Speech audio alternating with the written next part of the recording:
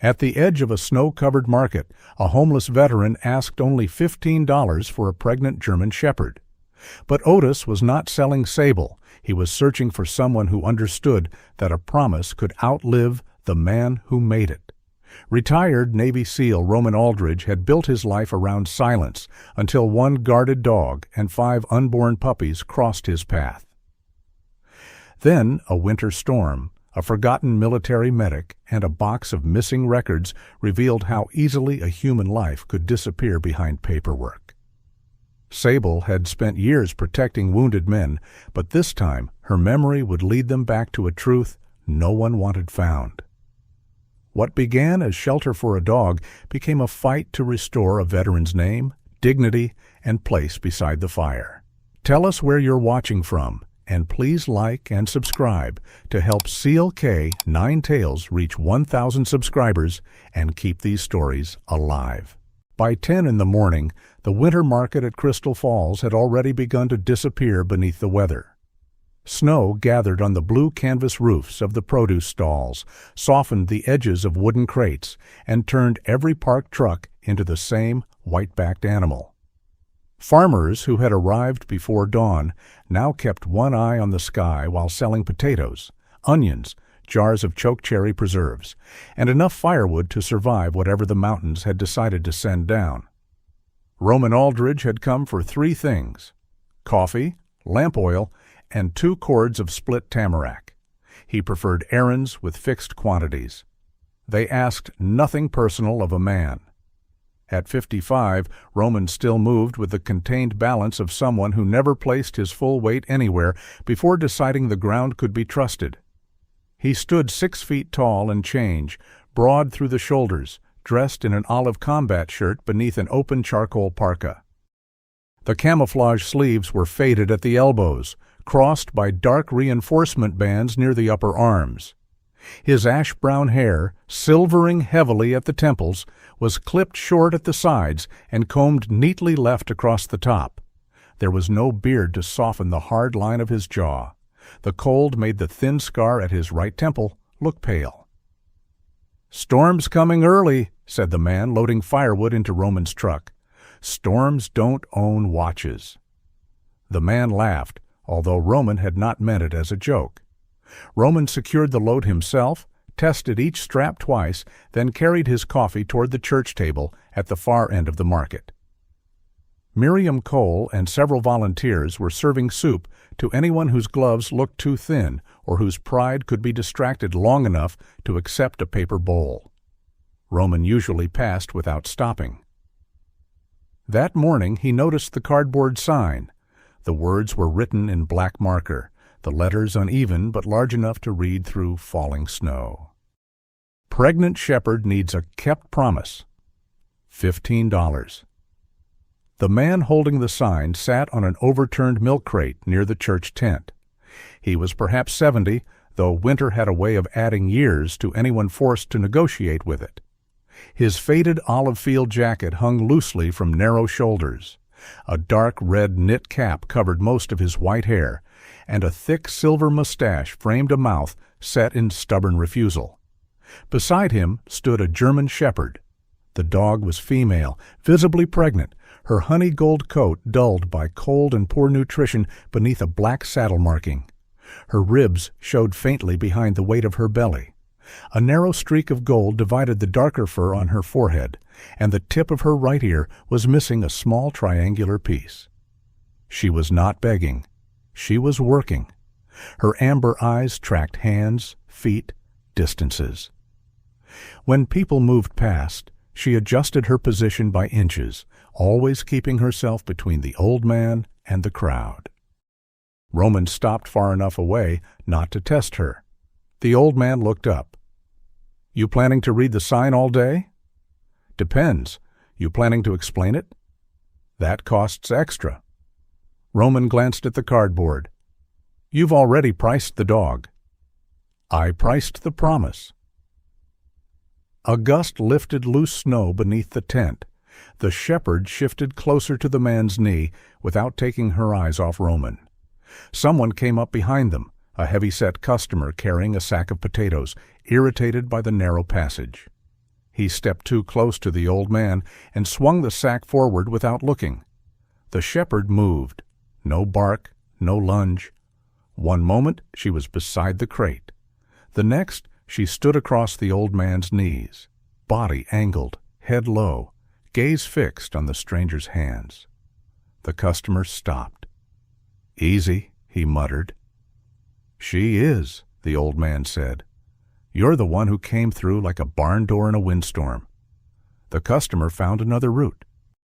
The shepherd remained in place until the man tapped 2 fingers against his leg. Then she returned to his side. Roman felt something old and unwelcome shift beneath his ribs. Not recognition exactly. Respect. "What's her name?" he asked. "Sable." Sable's right ear turned toward the sound, but her eyes stayed on Roman. "And yours?" "Otis Granger." Roman gave his own name. Otis studied him for several seconds, taking in the boots, the posture, the old watch on Roman's left wrist.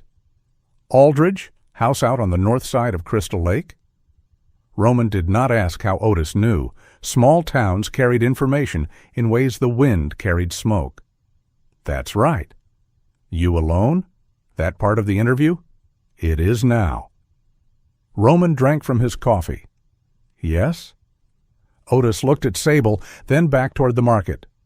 Alone can mean peaceful, can also mean nobody notices when a furnace quits. "I notice." That's what men who live alone always say. Roman should have walked away. He had lamp oil to buy. The wood needed covering before the snow thickened.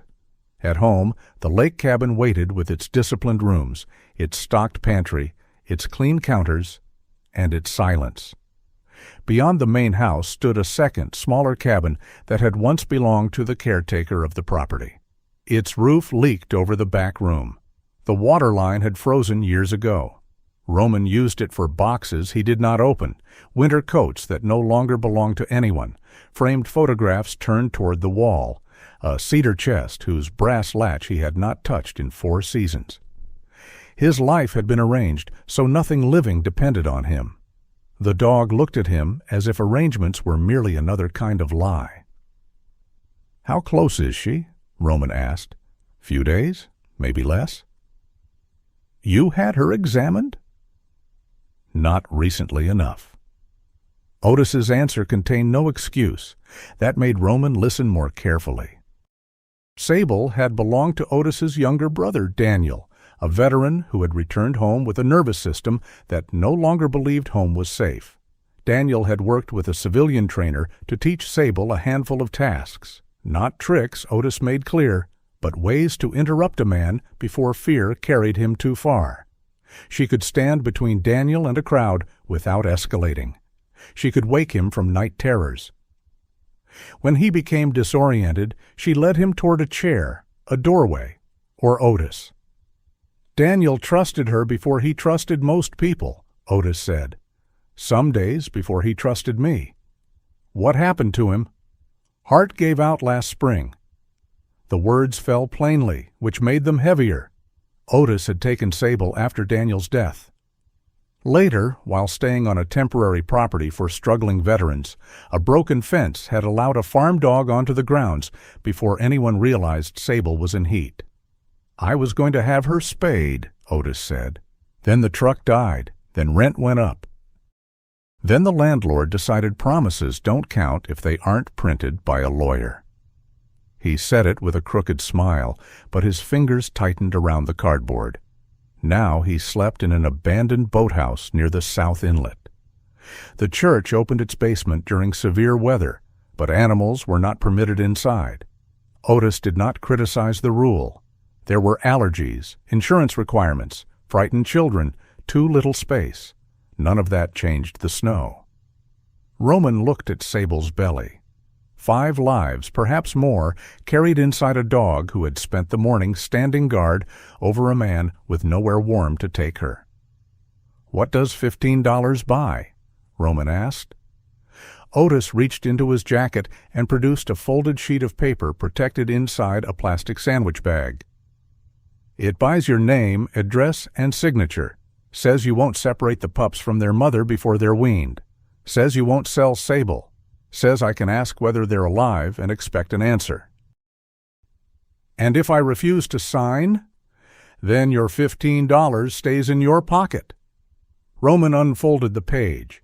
The handwriting was careful, almost medical.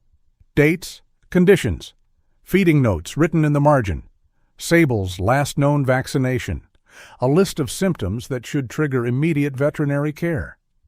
This was not the work of a careless man. This was the work of someone losing a battle by inches and still keeping records. Sable turned her head and pressed her shoulder lightly against Otis's leg.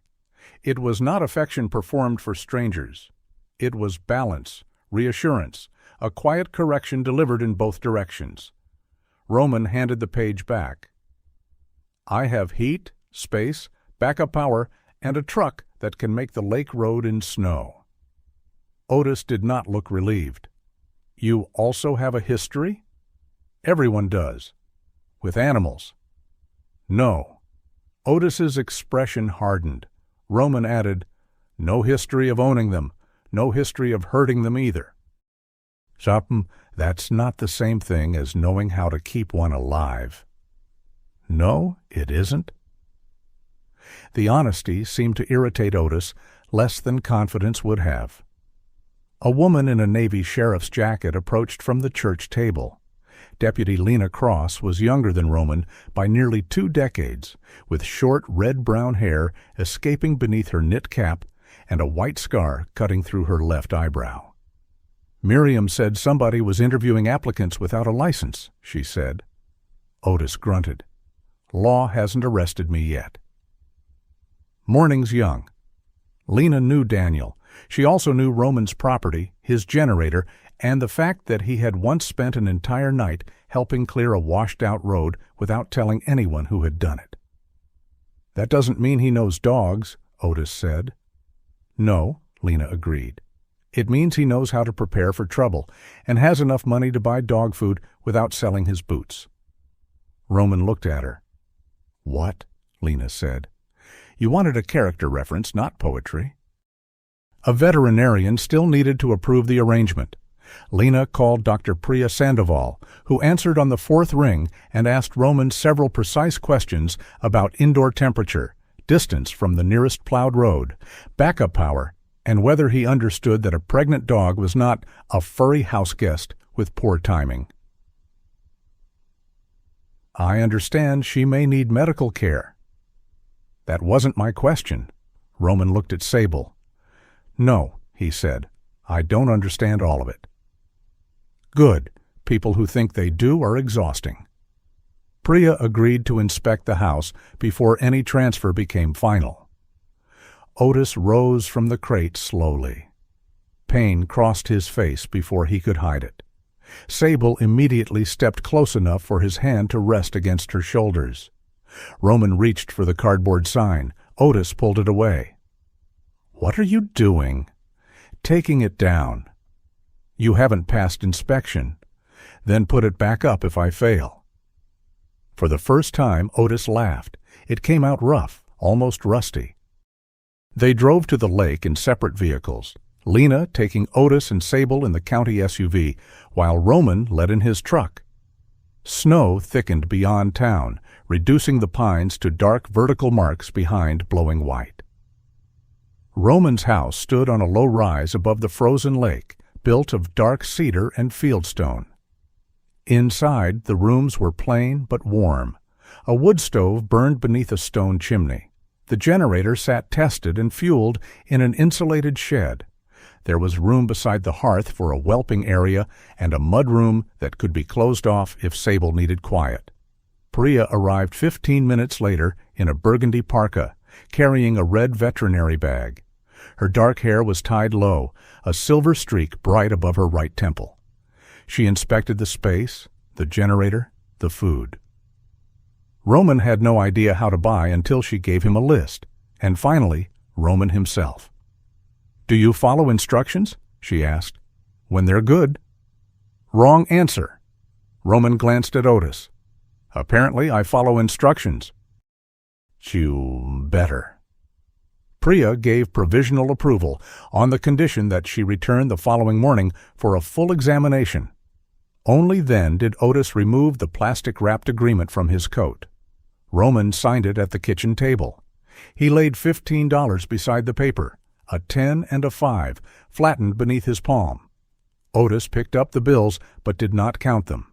Then he knelt with visible difficulty in front of Sable. The shepherd's alert posture softened.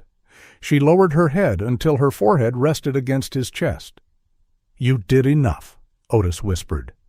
Sable's tail moved once across the floor. "You don't have to keep watch over a dead man anymore. Your job is those pups now. Get them through the winter." He pressed his hand against the old brass tag hanging from her leather collar. For a long moment, nothing happened. Roman stood near the hearth, giving them the only thing he knew how to offer without instruction: space. Otis finally rose and walked toward the door. Sable followed him 2 steps. She stopped. Her body leaned toward Otis, every line of her asking him to turn around and release her from the choice. Otis did not look back. Roman did not call her. Snow whispered against the windows. The fire shifted behind the stove glass. Somewhere beneath Sable's dark saddle, one of the unborn puppies moved, a small ripple passing through her swollen side. Sable watched the closed door until Otis's footsteps faded from the porch. Then she turned toward Roman, not trusting him, not yet. But when Roman stepped away from the fire and opened a clear path into the warm room, Sable crossed the distance on her own. Sable did not enter Roman's house as though she had been rescued. She entered as though she had been assigned to inspect it. The moment the front door closed behind Otis, the German shepherd moved past Roman without waiting for permission. Her nails clicked softly across the slate floor of the mudroom. She examined the bench, the coat hooks, the narrow gap beneath the utility sink, and the door leading into the kitchen. Roman stayed where he was.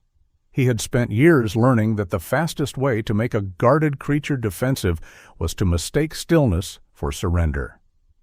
Sable crossed the kitchen, nose working along the cabinet bases.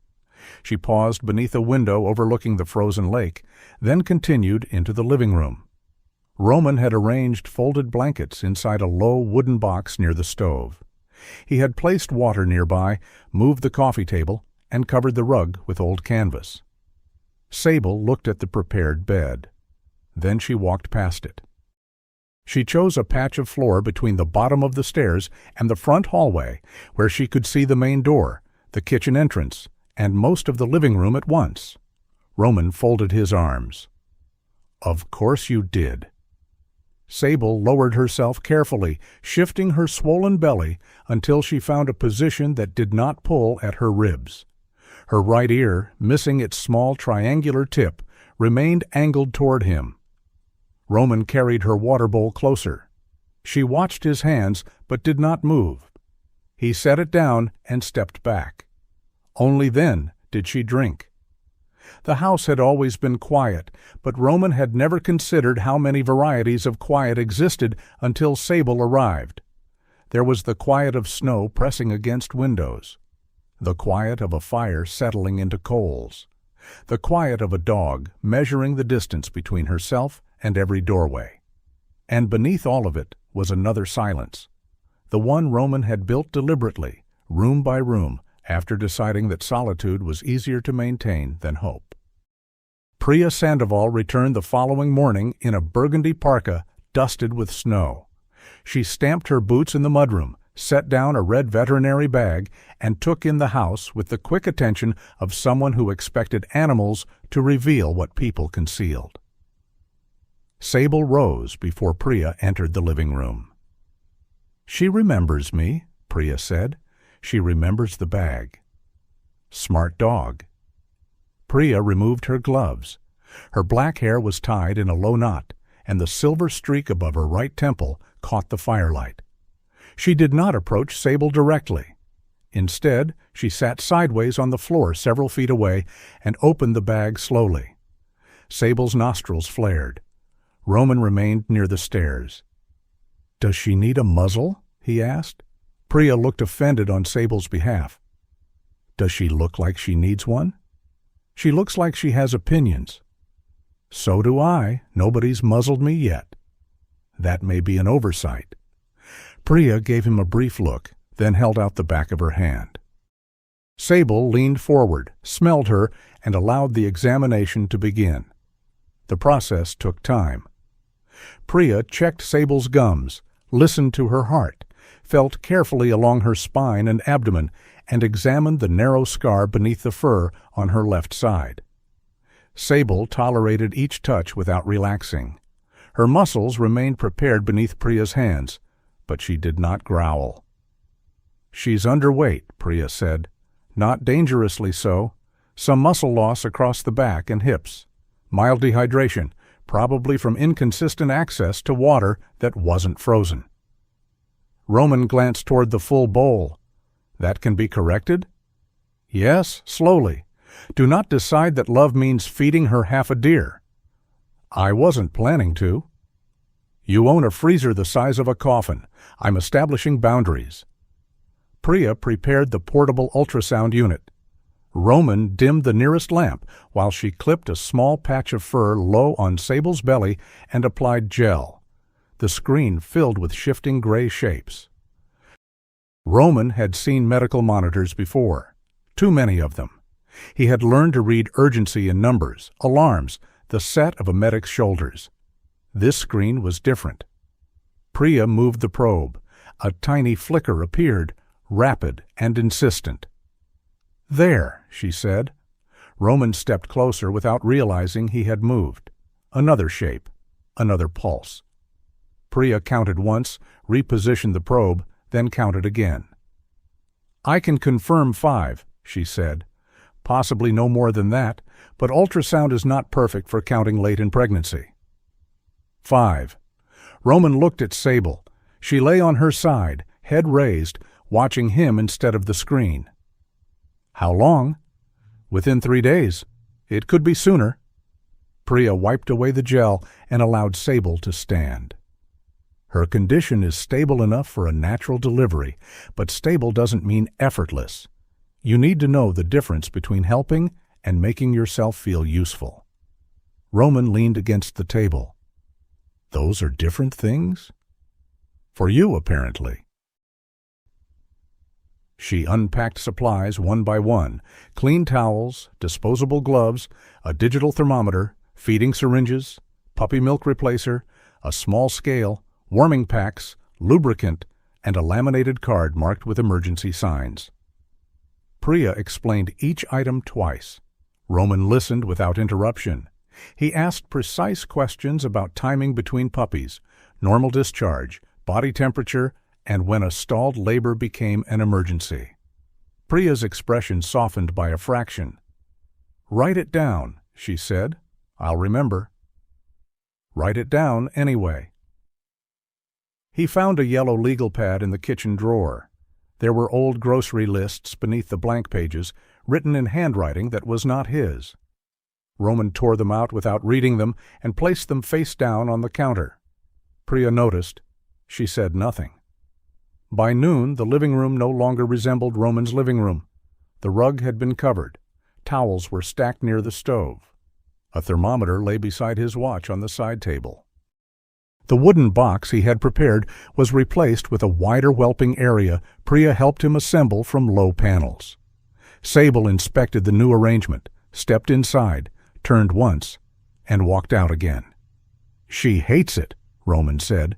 She doesn't trust it yet. There a difference? There's always a difference. Sable returned to her post near the stairs.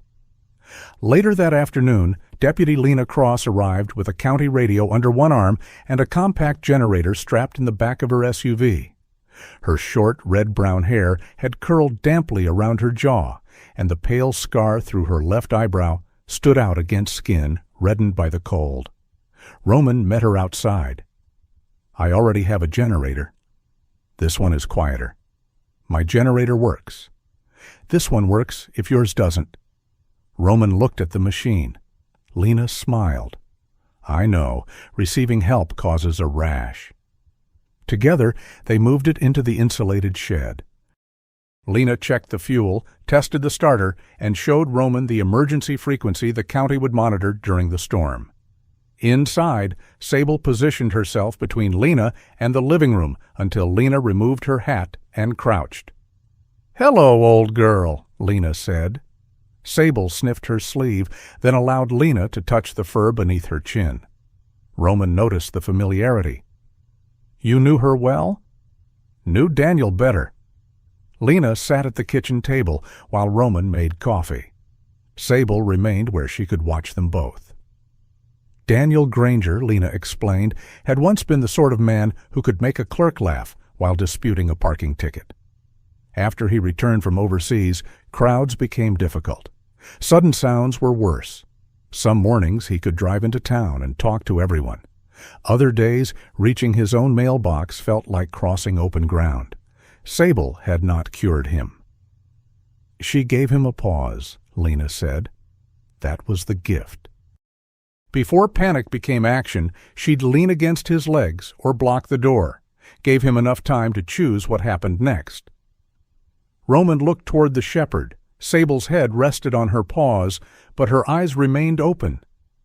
Otis said she led him to chairs. Sometimes, mostly she reminded him where he was. The sentence remained in the room after Lena left. That evening, Roman heated Sable's food according to Priya's instructions. He divided it into smaller portions rather than offering one large meal.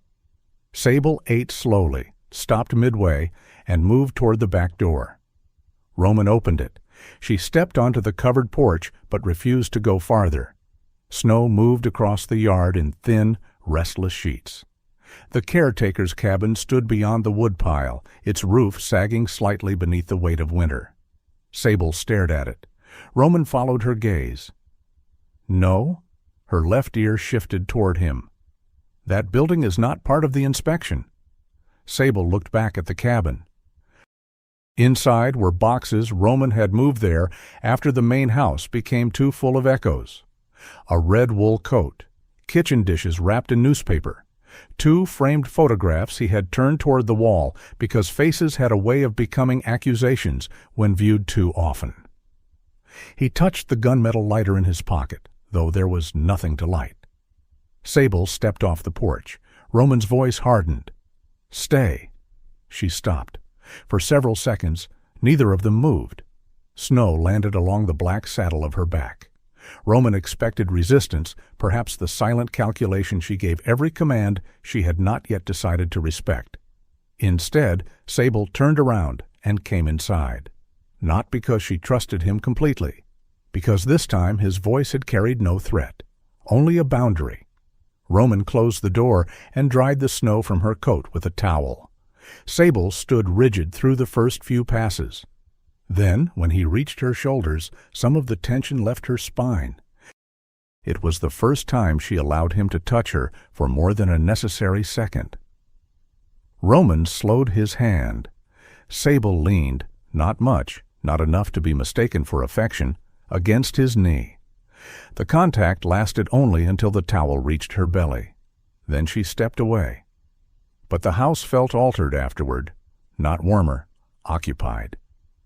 Otis visited the next morning carrying a small blue notebook protected beneath his field jacket. His face looked more tired than it had at the market, and pain bent him slightly at the waist, but the sight of Sable brought the crooked half-smile back to his mouth. Sable crossed the room immediately. She pressed her forehead to his chest, then moved around him once, inspecting his coat and boots as though confirming he had returned intact. Otis sat beside the stove and opened the notebook. The pages contained dates, feeding amounts, vaccinations, episodes of vomiting, changes in appetite, and observations about Sable's behavior. Daniel's handwriting filled the older entries. Otis's narrower script continued after his brother's death. Roman turned several pages carefully. "You kept all this?" "Somebody had to." There was no self-pity in the answer. Otis showed him how Sable preferred water that had been allowed to warm slightly indoors, how she became restless before storms, and how she sometimes refused food if the bowl was placed where she could not see an exit. Roman glanced toward the kitchen. He had put her bowl against a wall, facing the room, without knowing why she accepted it there. "She doesn't like raised voices," Otis added. "Neither do I." "She doesn't pretend that's because she's disciplined." Roman looked up. Otis's smile widened by a fraction. For the next 2 days, a routine formed around them. Roman took Sable's temperature each morning and evening. He prepared small meals, recorded how much she ate, and weighed her carefully under Priya's instructions. Sable began following him, not closely, and never with the cheerful devotion of an easy dog, but from room to room at a measured distance. When he carried wood, she watched from the doorway. When he checked the generator, she waited at the top of the porch steps. When he sat at the kitchen table writing numbers in Otis's notebook, she lay where she could see his hands. On the second night, Roman woke before dawn with his heart beating too fast.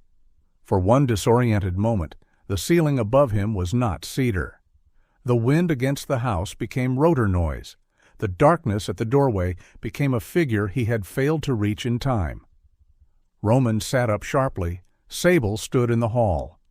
She did not enter the bedroom. She did not touch him. She simply watched. Roman swung his feet to the floor and walked downstairs. He did not turn on the lights.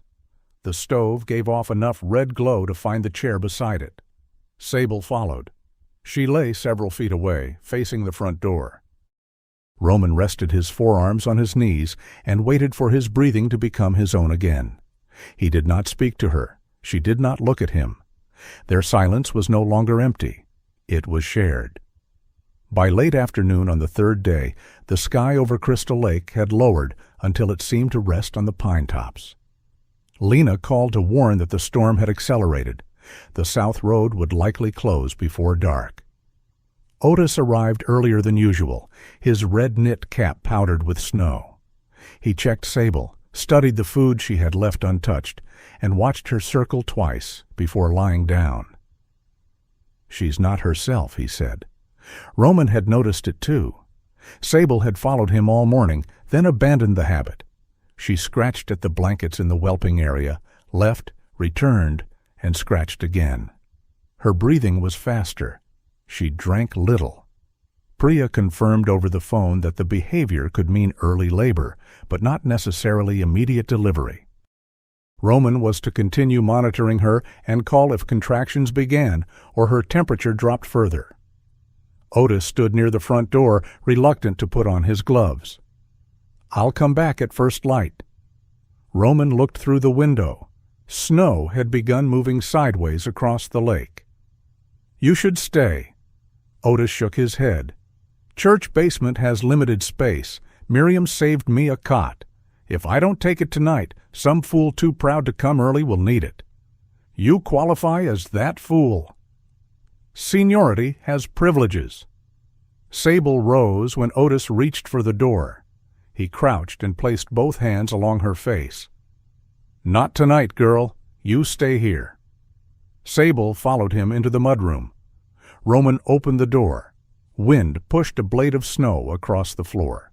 Otis stepped outside with his cane tucked beneath one arm. Lena waited in the county SUV to take him back to town. Sable stood at the threshold until the vehicle disappeared among the trees. Then she returned to the living room and began pacing. Roman checked the thermometer, the stacked towels, the radio, the emergency card, and the generator fuel. He knew preparation could become superstition if repeated often enough, but he checked everything again. Outside, the lake vanished behind white. Inside, Sable stopped beside him and scratched once at the leg of his olive combat pants. Roman looked down. Her amber eyes held his. Her body trembled, not from cold, but from something gathering deep within her. He checked his square-faced watch. Then Sable turned toward the waiting blankets, and the house seemed to draw one long breath with her. The power failed at 8:17.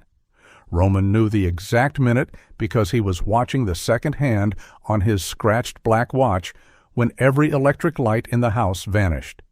For a heartbeat, the cabin existed only as shapes, the square darkness of the windows, the red glow behind the wood stove glass, Sable's outline beside the whelping box. Then the generator coughed to life in the shed. 2 lamps returned, the refrigerator hummed. Somewhere inside the walls, the heating system resumed its low mechanical breath. Roman crossed the living room and switched off everything that did not matter. Outside, the storm had erased the lake. Snow struck the windows in hard, dry bursts, and the pines beyond the porch appeared only when the wind bent them close enough to the glass. A tree had fallen across the north road less than an hour earlier. Lena had reported 2 more down near the county line. The cabin was not merely distant from town now. It was cut loose from it. Sable stood inside the whelping area, turning in a tight circle. She pawed at the blankets, stopped, panted, then began again. Her amber eyes kept returning to Roman as if she were checking whether he had noticed the same change she had. He had. He had written down the time her temperature dropped, the time she refused food, the time the pacing began, the time her breathing changed. The yellow legal pad lay open on the side table, every line filled in Roman's compact handwriting. He lifted the county radio. "Priya, this is Aldridge." Static crackled. Then Dr. Priya Sandoval's voice came through, broken but understandable. "I'm here. Tell me what you see." Roman described Sable's breathing, movement, and the clear discharge Priya had told him to expect. He did not add interpretation. Priya had been specific about that. "Any strong contractions?" "Not yet." "Then let her settle. Keep the room warm, keep it quiet, and stop hovering." "I'm across the room." "You have a very intense way of being across a room." Roman looked at Sable. She had stopped circling. She stood with her head lowered, watching him from inside the low panels. Priya continued. "Let her choose whether she wants you near. Don't pull a puppy. Don't reach inside. Call me when active contractions start or if anything changes sharply." "Understood." "And Roman?" "Yes?" "Breathe like you expect her to copy you." The radio went silent. Roman set it down. He had spent much of his life believing calm meant concealing fear well enough that no one else could use it against him. Sable seemed to recognize a cheaper imitation. When he stood too rigidly, she watched him more closely. When he checked the same equipment twice, she paced faster. So he sat on the floor beside the stove, several feet from the whelping area, and rested his hands loosely on his knees. He slowed his breathing. Sable remained standing. After a minute, she lowered herself onto the blankets. The first contraction came at 9:06. Roman marked the time. Sable's body tightened. She turned once toward her side, uncertain about what was happening within her, then looked at Roman. He did not move toward her. "You're all right," he said. The words felt inadequate, but they were true enough to offer. The next contraction was stronger. By 9:41, Sable no longer wanted distance. She left the box, crossed to Roman, and pressed her nose against his wrist. Then she returned to the blankets. It was not a request he understood immediately. When she came back a second time, Roman followed. He sat just outside the low panel, where she could reach him without having to defend her space. Sable lay on her side with her front paws near his boots. The first puppy arrived shortly before 10. Roman did almost nothing. That was the difficult part. Sable turned instinctively, tearing the membrane and cleaning the tiny wet body with fast, urgent strokes. A small cry rose above the wind. She nudged the puppy toward her belly until it found warmth. Roman recorded the time and description. "First one's breathing," he told Priya over the radio. "Moving well." "Good. Let Sable work." The puppy was mostly dark, with gold beginning to show along the legs and face. It looked impossibly small against Sable's chest. Roman had expected the birth to feel like an emergency because everything important in his former life had arrived surrounded by urgency. Instead, it felt private, ancient. His usefulness depended on not mistaking his presence for authority. The second puppy came 34 minutes later. This one announced itself loudly enough that Roman almost laughed. Sable glanced at him as if the noise were somehow his fault. "That one has opinions," he said. Her panting mouth remained open, but something in her eyes softened. The third puppy arrived after midnight. Smaller than the first two, it struggled briefly to find a place among its siblings. Roman reached toward it, then stopped. Sable used her nose to push the puppy closer. It latched without assistance. Roman lowered his hand. Not every fragile thing needed to be claimed by the nearest pair of stronger hands. He wrote down the weight after Priya instructed him to do so, working quickly while Sable watched. The puppy was lighter, but active. For the next hour, nothing happened. The wind worsened. A heavy impact sounded somewhere beyond the kitchen, followed by the scrape of branches against the roof. The lights flickered, but held. Roman checked the generator monitor from inside and resisted the urge to go outdoors. Fuel remained sufficient. Heat was steady. Leaving Sable for a problem that did not yet exist would satisfy only his need to act. At 1:38, Sable had a strong contraction, then another. No puppy came. Roman called Priya. "How long since the last birth?" she asked. 1 hour and 46 minutes. "Has she been resting most of that time?" "Yes." "Strong contractions began 6 minutes ago." "Any visible puppy?" "No." "Any abnormal bleeding?" "No." Priya's voice remained controlled. "Continue timing. If she strains hard for 30 minutes without producing a puppy, we reassess. Lena's trying to get a snowmobile team toward you, but the road crews can't clear the fallen trees in this wind." Roman looked at Sable. Her sides contracted again. She dug her claws into the blankets, then rose suddenly and tried to leave the box. Roman shifted aside, giving her room. Sable walked 3 steps, stopped, and looked back at the puppies. The 3 newborns squirmed together beneath the warming lamp. She returned immediately. Another contraction passed through her. Roman sat closer. "You don't have to decide between them and yourself," he said quietly. "I'm watching them." Sable's head turned toward him. The words had come before he understood why they mattered. Perhaps she did not understand them. Perhaps she understood only tone, posture, the fact that Roman's hands remained open instead of reaching. Still, she lowered herself again. At 22 minutes, Roman heard Priya through the radio. "Aldridge? Still no puppy. Describe her." Roman did, breathing fast, tired but responsive, no visible obstruction, gums still pink, contractions strong but not continuous. "Get the transport crate ready," Priya said. "Do not move her yet. Lena and a volunteer are on the south trail with a sled. They've made less than half a mile in 20 minutes. The idea of carrying Sable into that storm while 3 newborn puppies depended on heat felt impossible. Roman did not say so. He brought the crate from the mudroom and placed it nearby. He filled 2 insulated bags with warmed packs, towels, formula, and the emergency supplies. He worked without rushing, narrating each movement in a low voice so Sable knew where he was. When he returned to the box, she was trembling. Roman lowered his arm across the edge. Sable placed her head on it. The weight surprised him. Until that moment, every touch she had allowed had been temporary, conditional, ready to end. Now she rested against him as if she had reached the boundary of what she could carry alone. Roman did not tell her she was safe. Safety was too large a promise for one man in a storm. "I'm here," he said. "That much I can keep." Sable closed her eyes.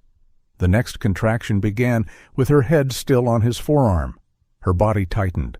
Roman felt the force of it travel through her neck and shoulders. She lifted her head, turned, and bore down again. The fourth puppy was born at 2:11. For several seconds, Sable lay still from exhaustion. Roman waited. Then she moved, cleaning the puppy and drawing it toward the others. Its cry was thin but steady. Roman picked up the radio. "Fourth is out, breathing. Sable's attending to it." Priya released a breath loud enough to hear through the static. "Good." Check her gums when she allows it. Offer water. There may still be another. There was, but the night gave them another long silence first. Roman replaced damp towels, warmed the room slightly, and counted puppies every time Sable shifted. 4 bodies, 4 moving chests, 4 small mouths searching for milk. At some point after 3, Sable drank from the bowl he held near her without standing. The gesture felt more significant than it should have. Near dawn, her contractions returned. They were weaker. Roman reported the change. Priya asked several questions and then said, "Watch closely. If the 5th puppy arrives weak, clear only what you can see. Rub with a warm towel, keep the head slightly lower than the body for a moment, and follow my instructions. Nothing aggressive." At 4:37, the 5th puppy came into the world.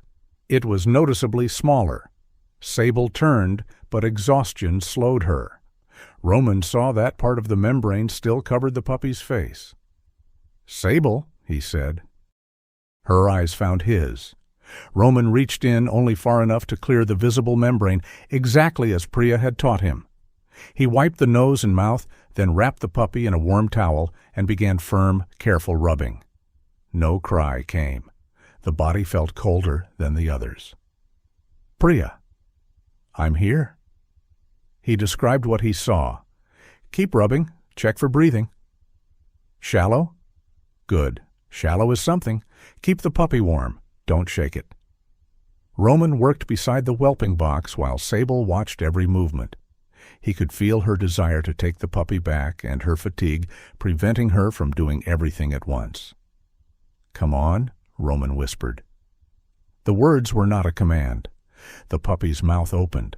A faint sound emerged, less a bark than a small protest against the cold. Roman froze, then it came again. Sable pushed forward. Roman placed the puppy against her chest. She licked it with renewed urgency, nudging it beneath her foreleg and toward the heat of her body.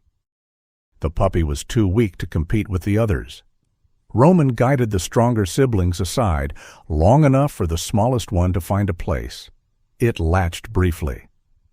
"That's it," Priya said through the radio. "Keep monitoring. Warmth first.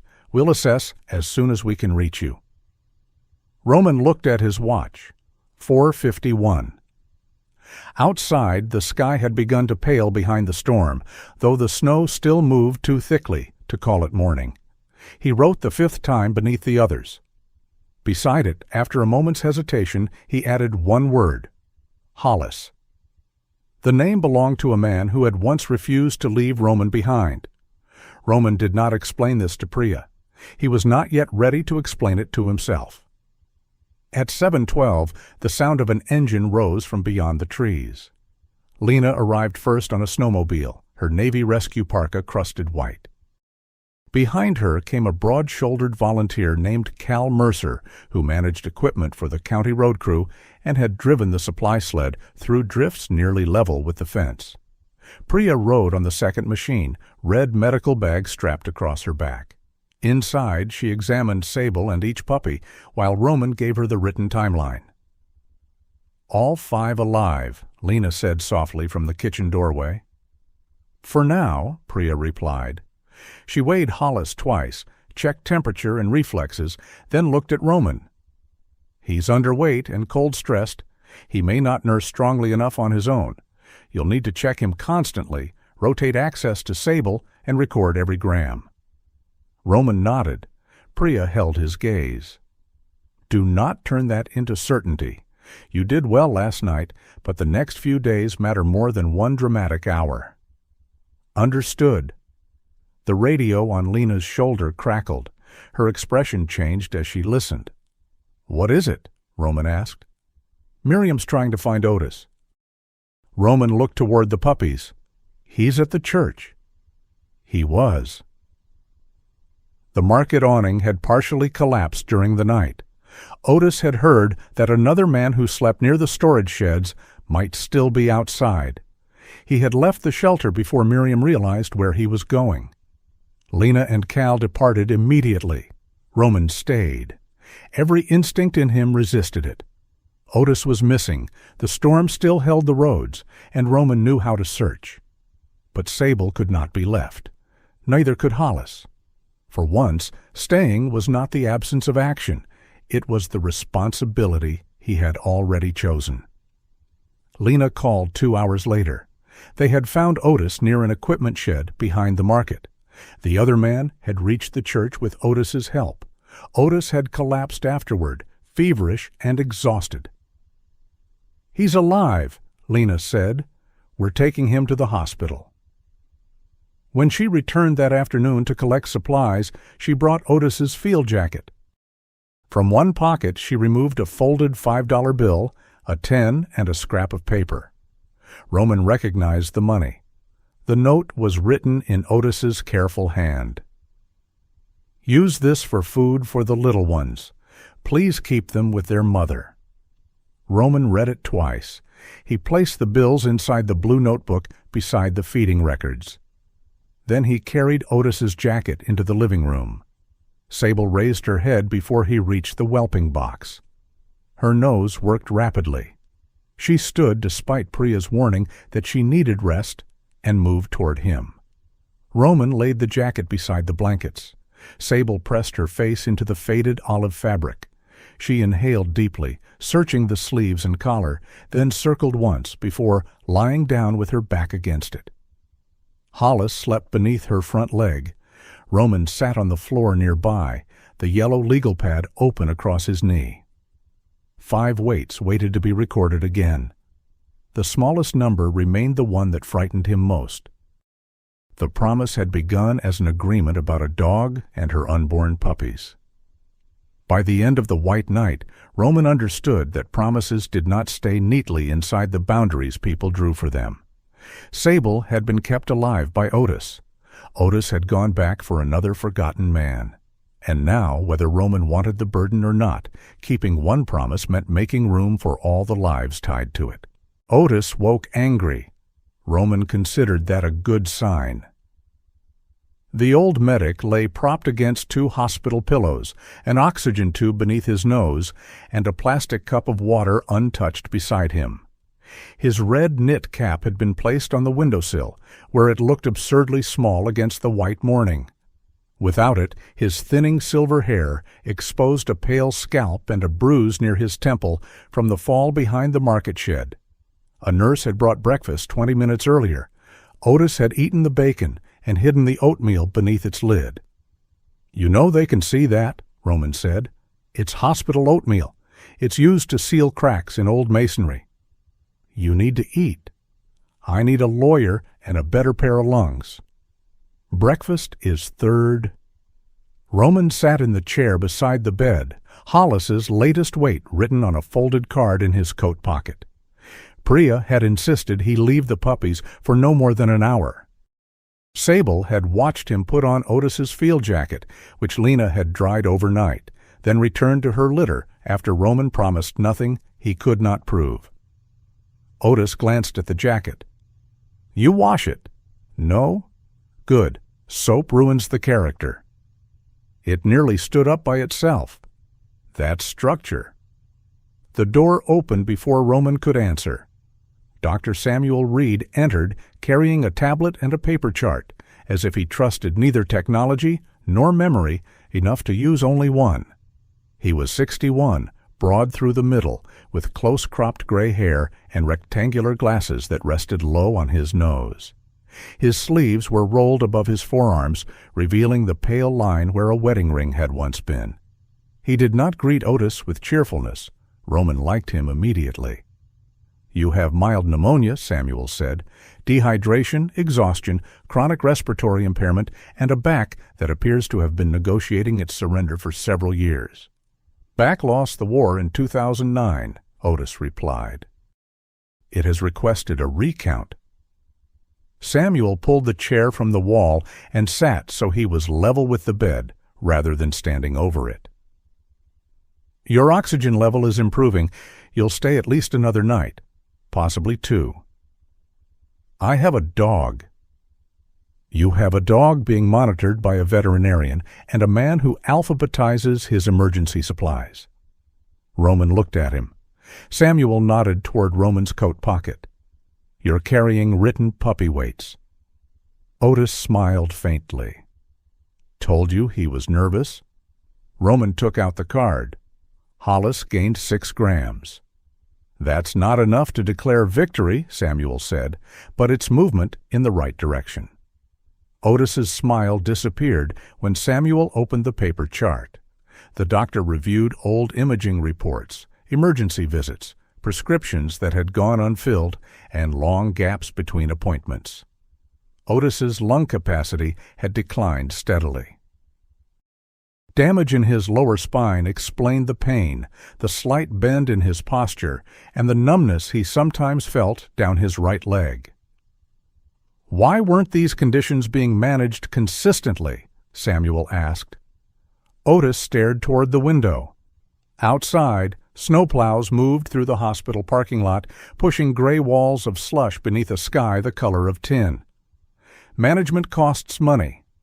You receive disability compensation." "A little." "How little?" Otis named the amount. Samuel's expression did not change, but Roman saw his thumb stop moving across the edge of the chart.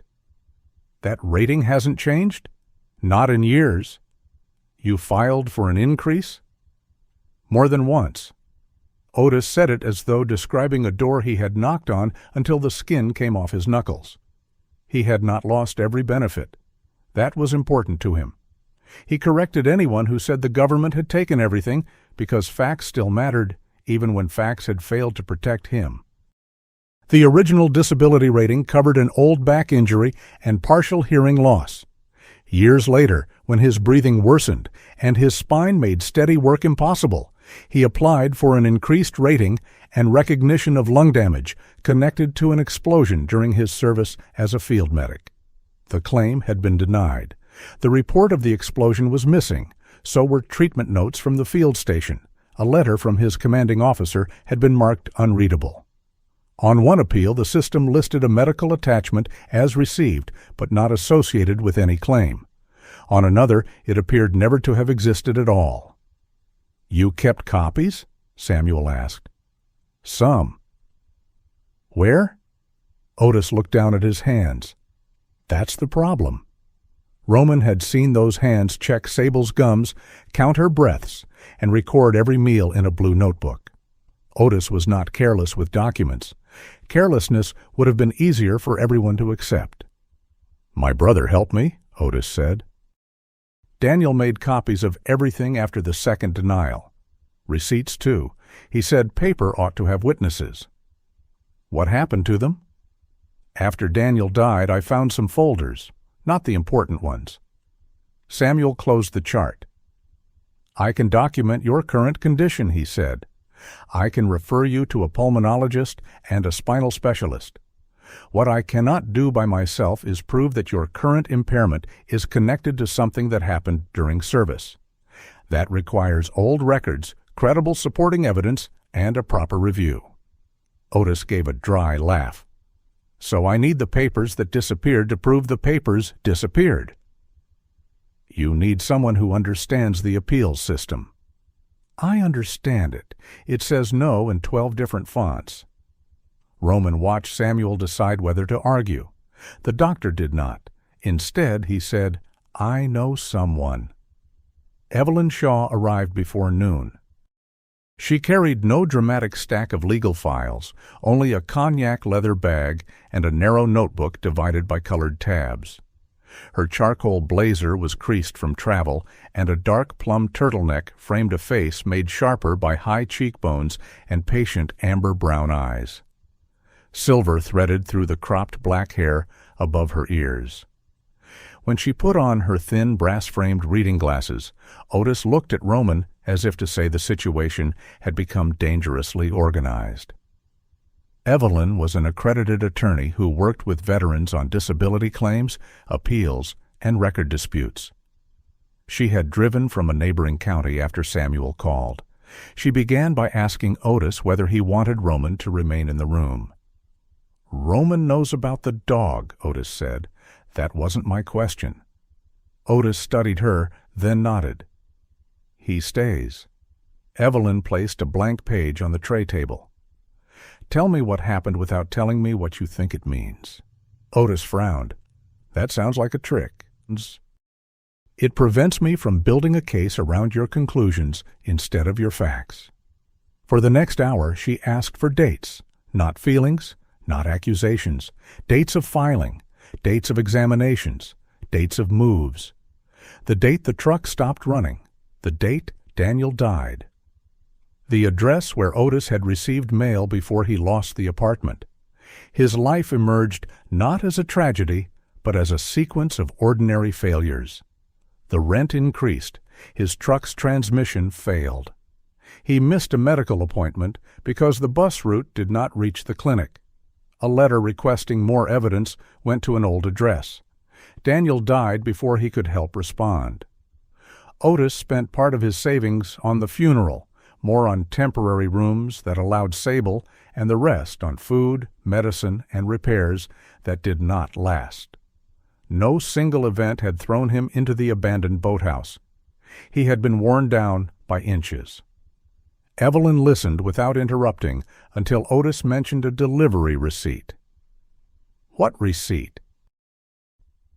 "Certified envelope, thick one. Daniel sent it after the first appeal." "Do you still have it?" Otis shook his head. "I thought I did." Roman remembered the blue notebook. Could it be inside Sable's records? Otis looked at him. Why would it be there?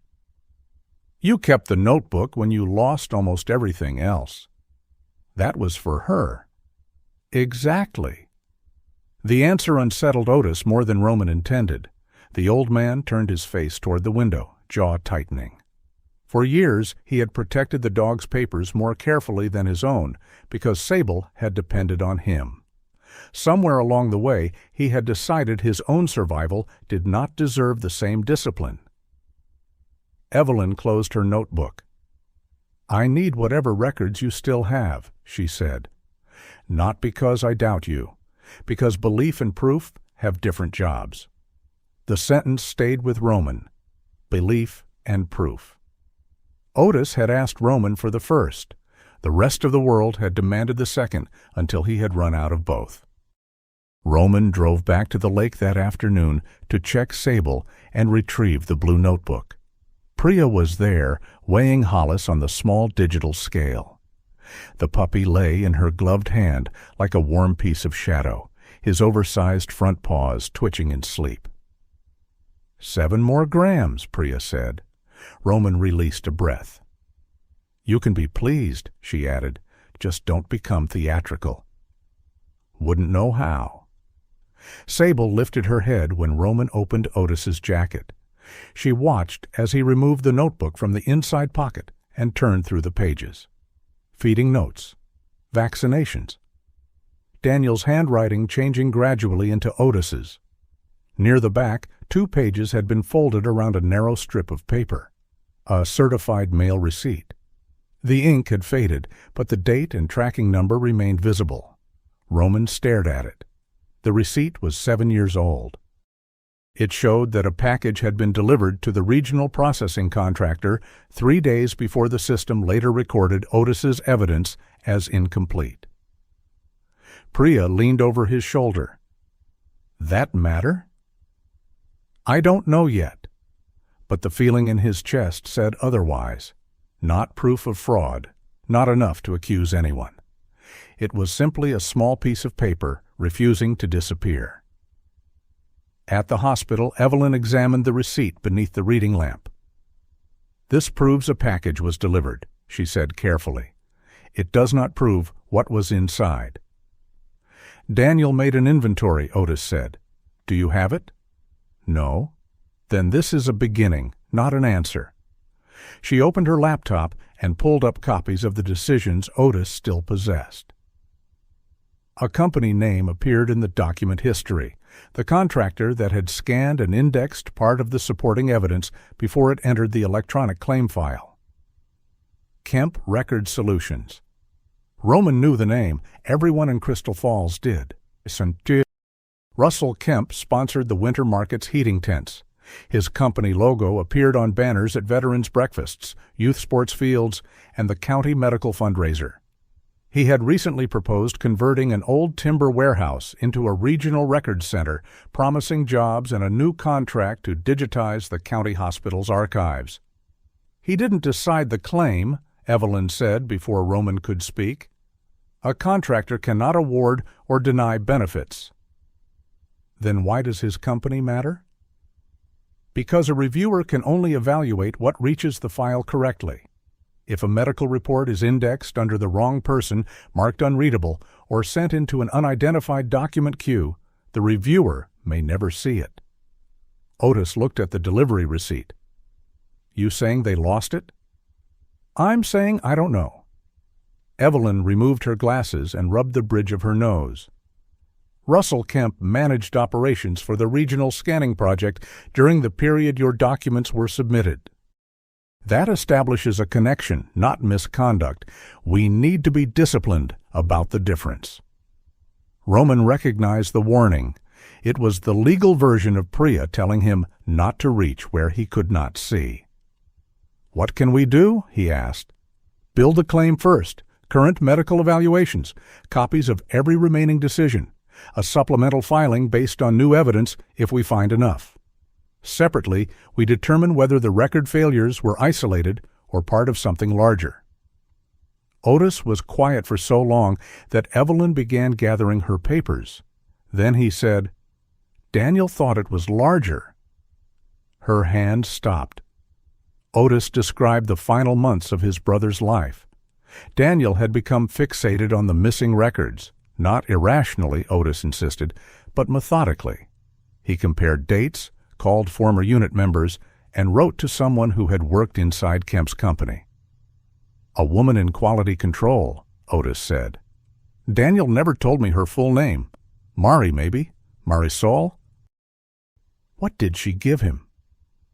"He said enough to prove the machines weren't making all the mistakes." "Where is it?" Otis's mouth tightened. He wouldn't keep it at the apartment. Said offices had already swallowed one copy. He wanted the next one somewhere dry and nowhere near a desk. "Did he tell you where?" "No." Roman thought of the abandoned boathouse, the frozen inlet, and the years Otis had spent sheltering near the last place Daniel might have hidden something. "He took Sable with him?" Roman asked. Otis looked up. "Every time. Said nobody bothered a man walking a dog." Evelyn wrote down the name Mari. No one spoke of searching yet. Otis was still weak, the storm roads remained unreliable, and a delivery receipt was not a warrant for hope. Evelyn left with copies, promising only that she would examine the filing history and return the next morning. Roman drove Otis to the lake 2 days later after Samuel approved a brief visit. The storm had passed, leaving the world painfully bright. Otis wore his field jacket, red cap, and Roman's spare winter boots. He carried his hickory cane, but used Roman's shoulder to climb the porch steps. Inside, Sable heard him before she saw him. She rose from the litter, hesitated only long enough to look back at the puppies, then crossed the living room. Otis crouched awkwardly. Sable pressed her forehead against the center of his chest. For several breaths, he held her face between his hands. "You did it," he whispered. "You stubborn old watchtower." Sable's tail brushed the floor. Otis visited each puppy. He touched them with the competence of a medic and the tenderness of a man afraid Joy might notice him and leave. When Roman placed Hollis in his hands, Otis examined the small face, the dark patch across the back, and the tiny white mark beneath the chin. "Named him already?" "Hollis." "Good name?" Roman looked toward the windows. He belonged to a good man. Otis did not ask more. Hollis rooted against his thumb. Then Otis told Roman about Daniel's trips to the boathouse. Daniel had gone there late, often after dark. He carried an old training bag and returned smelling of lake water, machine oil, and the wax he used to waterproof leather. Sable always went with him. Sometimes Daniel came back without the bag. One night he said, "What matters is dry now," Otis recalled. "I thought he meant copies. I was tired of papers by then." At Daniel's name, Sable lifted her head. She turned toward the broad windows overlooking the frozen lake. Her ears angled forward. The damaged right one twitched at the tip. Roman did not imagine she understood missing documents, contractors, or the anatomy of an appeal. But memory did not require language. Sable remembered Otis's scent in a storm.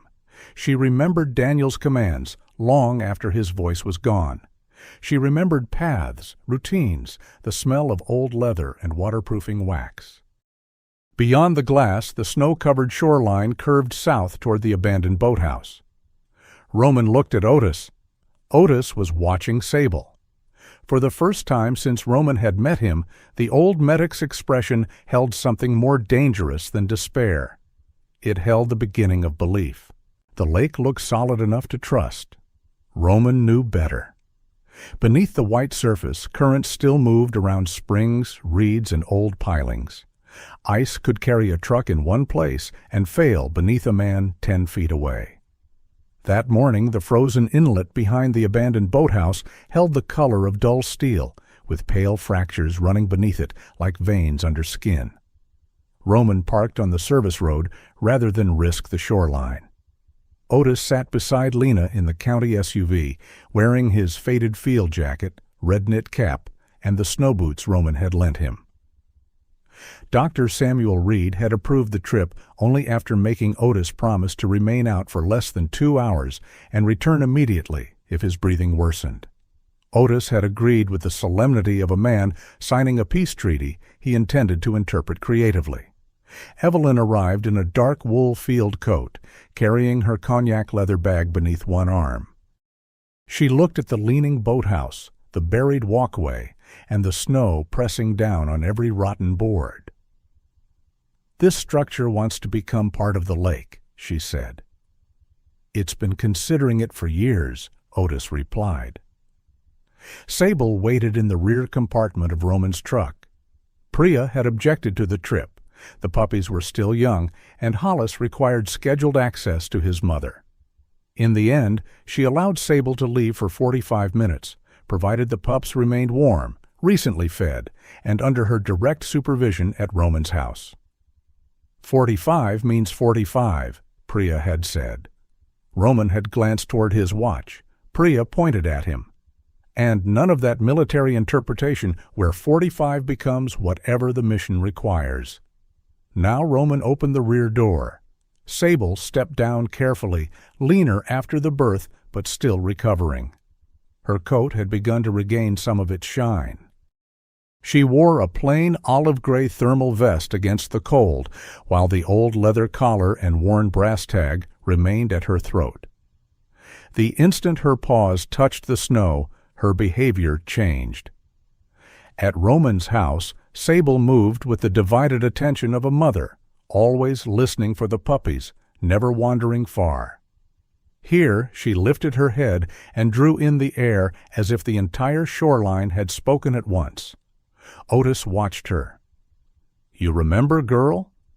Sable did not look at him. She faced the boathouse. Lena went first, testing the buried walkway with a long rescue pole. Her navy parka carried a thin reflective stripe, and her red-wrapped radio cable cut across one shoulder. Several boards near the entrance had split, forcing the group to step along the stronger outer beam. Roman kept one hand near Otis's elbow without touching him. Otis noticed.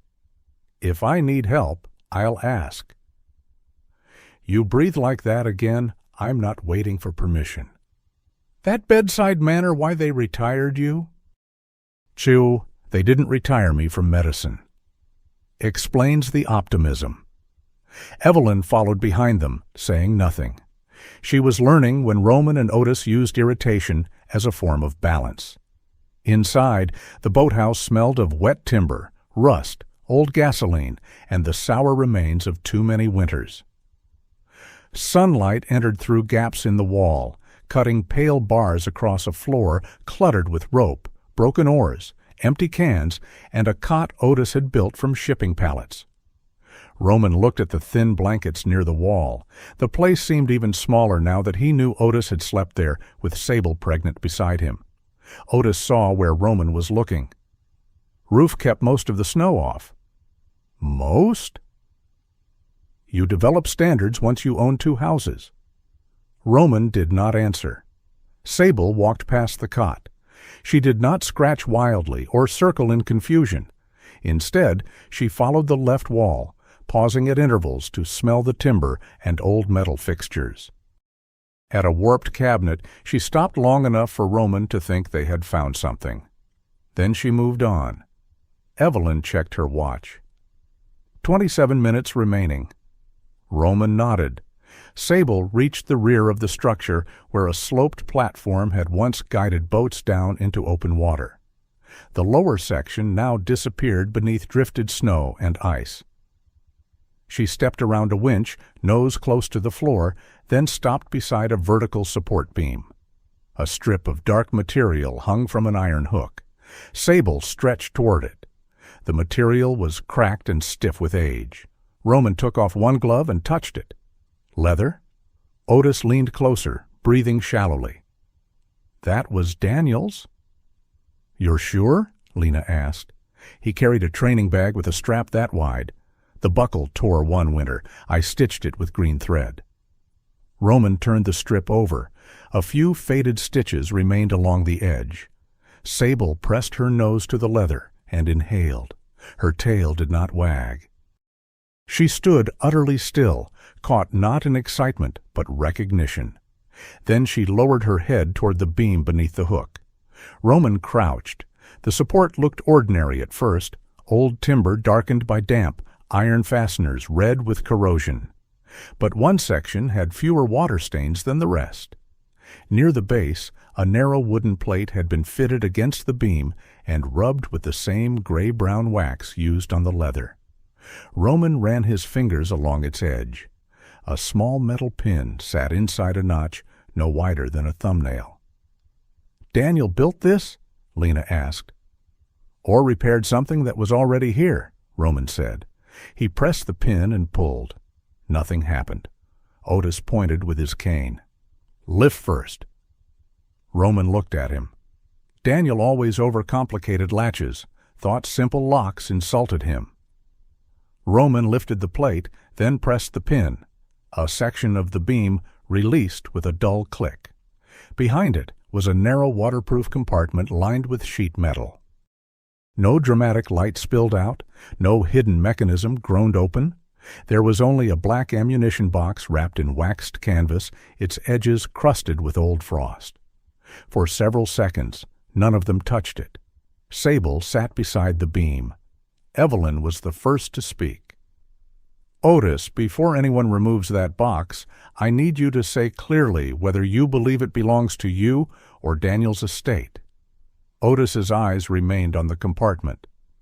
Daniel left everything he had to me. Wasn't much. And do you consent to us removing and examining it? Yes. Lena activated the camera on her county phone. I'll document where and how it was found, she said. I'm not seizing anything. It remains Otis's property unless a lawful investigation changes that. Roman lifted the box free. It was heavier than paper alone. Sable leaned forward and smelled the canvas. The odor of wax, machine oil, and old leather rose from it, faint but distinct even in the cold. She had not detected government secrets. She had remembered Daniel. That difference mattered. They took the box to the county SUV, where Lena raised the rear hatch as shelter from the wind. Evelyn spread a clean evidence cloth across the cargo floor, photographed the seals, and asked Otis to open the latches. His fingers trembled. Roman could not tell whether it was cold, illness, or fear of finding too little after allowing himself to hope. The lid opened. Inside were 3 plastic document sleeves, 2 thick envelopes, a small external hard drive, and a stack of printed emails held together with a rusting binder clip. The first sleeve contained medical records bearing military letterhead, field treatment notes, a report describing injuries following an explosion, names, dates, locations. Otis touched the top page, but did not lift it. "I submitted this." Evelyn read the header, then the notation at the bottom. "This is a copy." The original was in the certified package. The second sleeve held signed statements, including one from Otis's former commanding officer. The third contained delivery receipts and an inventory Daniel had created before mailing the claim documents. Evelyn compared the inventory with the receipt Roman had found in Sable's notebook. The dates matched. So did the tracking number. The old receipt had proved only that a package was delivered. The inventory gave the package a body. Evelyn removed her glasses, cleaned them with a cloth, and put them back on. It was the first sign Roman had seen that she was unsettled. "This still does not prove intentional interference," she said, "but it substantially strengthens the argument that the file was complete when submitted." Otis gave a low, exhausted laugh. 7 years to become substantially stronger. Roman looked through the printed emails. Most were between Daniel and someone identified only as M. Keene. The early messages were cautious. Daniel asked about document coding, scanning batches, and why certain pages appeared in one system log but not another. The replies were short and guarded. One line had been underlined in blue ink. "The software does not decide which pile becomes unreadable. A person does." Roman read it again. There it was, the moment the story changed shape. Not proof that Russell Kemp had ordered anything. Not yet. But no longer a story about paper vanishing inside an indifferent machine. Somewhere in the process, human hands had made choices.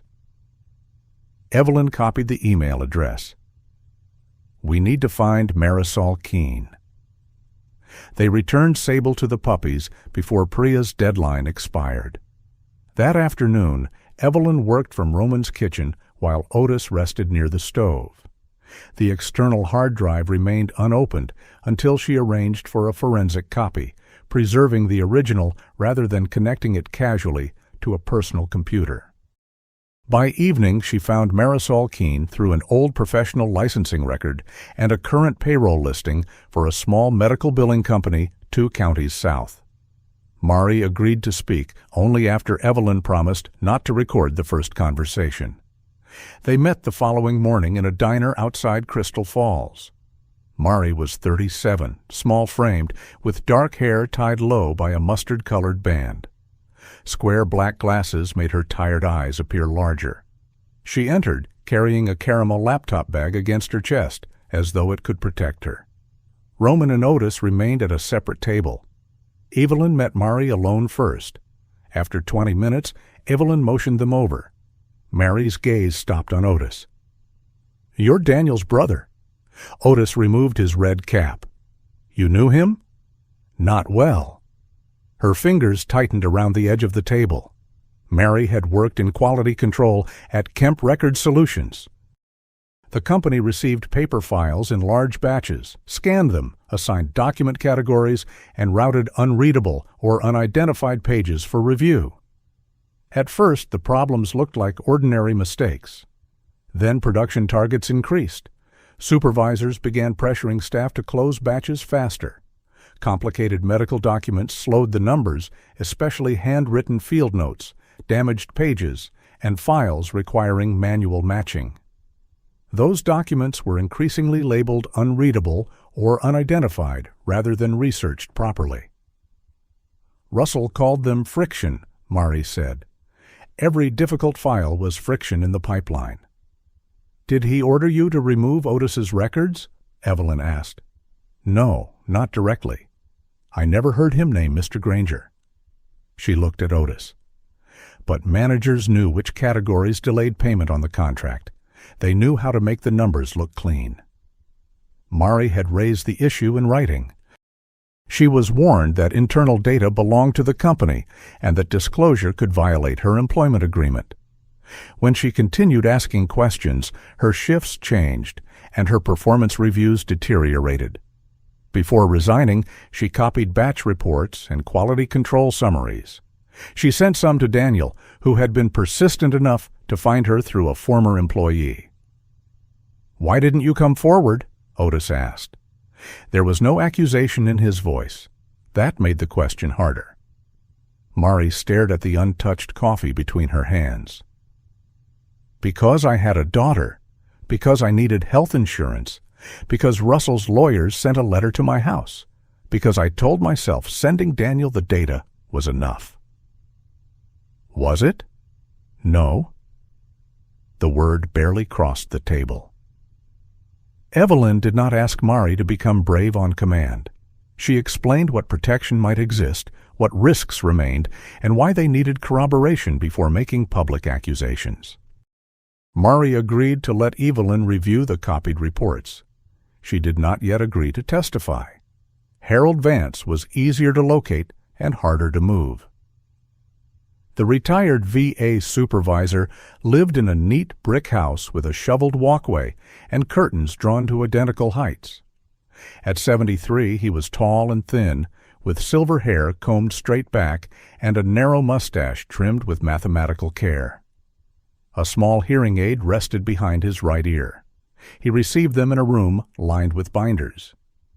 When Evelyn showed him the batch reports, Harold corrected her use of two processing terms before admitting the numbers were unusual. "How unusual?" Roman asked. Harold uncapped a dark blue fountain pen. "Too consistent." The same kinds of supporting documents disappeared from multiple complex claims. Files with potential retroactive awards appeared disproportionately likely to contain missing medical evidence, unreadable command statements, or unmatched treatment records. Could it be poor training? Evelyn asked. Some of it? Could all of it? Harold looked down. No. He had noticed similar patterns years earlier. He raised the issue informally, received an explanation about contractor backlogs, and accepted it. A formal complaint would have delayed a major conversion project and invited scrutiny of his own division. "So you chose the schedule," Otis said. Harold's pale eyes lifted. "I chose to believe the explanation." That's a longer sentence for the same thing. Harold flinched. Roman felt no urge to comfort him. "You don't get to ask Otis to make this easier for you," Roman said. "You also don't get to decide your worst choice is your last one." Harold's hand rested on the fountain pen. "What exactly are you asking?" "To tell the truth where your name stays attached to it." Harold did not agree that day, but he did not return the copies. 2 mornings later, a courier delivered a letter from Kemp Record Solutions attorneys to Roman's house. It warned that the hard drive might contain confidential corporate information and demanded that all dissemination cease. That afternoon, a man representing a Veterans Housing Foundation called Otis. He offered temporary lodging, medical transportation, and legal assistance. The only condition was a confidentiality agreement covering materials connected to Daniel and Kemp Record Solutions. Evelyn placed the agreement on Roman's kitchen table. The document was 12 pages long. Otis read every page. Sable lay near the stove with the puppies, Hollis tucked beneath her foreleg. Roman stood by the window while snowmelt tapped slowly from the eaves. The offer would have given Otis a warm room immediately. No waiting, no boathouse, no borrowed boots. He placed the papers back into order. Then he pushed them across the table. No, Evelyn did not smile. You understand they may withdraw everything? They never offered anything that wasn't meant to buy something else. Otis picked up the blue notebook and opened it to the page holding the $15 Roman had once paid. I spent 7 years letting official paper tell me what I was allowed to remember, he said. I'm done bowing because somebody used better ink. He signed nothing. For the first time, the refusal cost him something he could see. And for the first time in years, Otis did not confuse the easier road with the way home. Evelyn Shaw divided the work into 2 folders. The first was blue. It held Otis Granger's medical records, the recovered field treatment reports, the certified mail receipt, Daniel's inventory, and the new evaluations ordered by Dr. Samuel Reed. That folder was about one man and the benefits he had been denied because the people reviewing his claim had not seen the evidence meant for them. The second folder was gray. It held batch numbers, quality control reports, processing dates, emails, and a growing list of claims that appeared to have passed through the same damaged channel. That folder was about a system. Evelyn kept the 2 separate because sympathy could blur questions that law required her to distinguish. What happened to Otis may support the investigation, she told Roman. But an investigation into Kemp Record Solutions does not automatically win Otis's claim. Roman stood at her office window, watching snowmelt slide from the courthouse roof. So we fight the same problem twice. We prove 2 different problems correctly. Otis sat across from her desk in a borrowed cardigan, his hickory cane resting against one knee. His breathing had improved, though climbing stairs still left him pale. And how many folders until someone admits the paper had people attached? He asked. Evelyn closed the blue folder. As many as it takes. Samuel had compiled Otis's current treatment history and referred him to specialists in pulmonary medicine and spinal injuries. The new evaluations could document the extent of his disability and offer a medical opinion about whether his condition was consistent with the explosion described in the recovered service records. It would not be quick. Evelyn refused to decorate that fact. The supplemental claim would be submitted with the newly recovered evidence, but acceptance for review was only the beginning. Otis might still be asked for another examination. A reviewer might request clarification. Months could pass. Otis listened without complaint. After 7 years, honesty about delay felt less cruel than false promises about speed. The gray folder went elsewhere. Special Agent Naomi Bell arrived in Crystal Falls 3 days before the county meeting. She wore a dark slate coat over a plain black suit and carried no visible badge until Lena asked to see identification. Naomi was in her mid-40s, with tightly coiled dark hair cut close at the sides and a calm face that gave away very little. Her voice was quiet enough that everyone else lowered theirs to hear her. She met Evelyn, Mary, and Harold in a conference room at the sheriff's office. Roman and Otis attended only for the portion involving the discovery of Daniel's box. Lena described the location, photographs, and Otis's voluntary consent. Evelyn provided the original delivery receipts, while the external drive was handled through a forensic specialist who created a verified read-only image. Naomi never called the material proof of a conspiracy. She called it information requiring corroboration. There are at least 3 possibilities, she said. Administrative incompetence, false reporting under a government contract, or deliberate manipulation for financial benefit. Those can overlap, but they are not legally interchangeable. Mari sat with both hands around a paper cup she had not drunk from. What if the people doing the indexing were following instructions that were never written down? Then we look for consistent behavior, payment incentives, communications, witness accounts, and who benefited. And if nobody used the word fraud? People rarely label their own crimes for filing convenience. That was the nearest Naomi came to humor. She asked Mari for names of supervisors, details of production quotas, and examples of batches marked complete despite unresolved documents. She asked Harold what warnings should have been triggered and why they had not led to formal review. Harold answered carefully at first. Too carefully. He corrected dates, qualified terms, hid behind the difference between what he remembered and what he could swear to. Naomi let him. Then she placed one of the batch summaries before him. "Mr. Vance, would a reasonable supervisor have considered this error rate ordinary?" Harold looked at the columns. "No." "Would a reasonable supervisor have understood that missing medical evidence could affect benefit decisions?" "Yes." "Did you understand that at the time?" The room changed. Harold's hand moved toward his fountain pen, though he had nothing to write. "Yes?" It was only one word, but it was the first time he stopped describing the failure as something that had happened around him. Naomi gathered her papers. "I am opening a preliminary inquiry. That does not mean charges. It does not mean anyone will be arrested tomorrow. It means the allegations are specific and credible enough to investigate." Otis leaned back slowly. No triumph crossed his face. He had lived too long among official phrases to mistake a door being unlocked for a destination. The county meeting was scheduled for the following Thursday.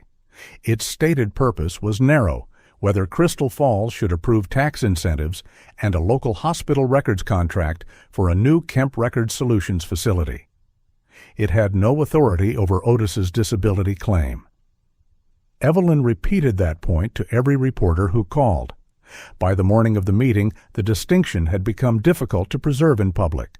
Word had spread that documents connected to veterans' claims might have been mishandled by the same company asking for access to county medical archives.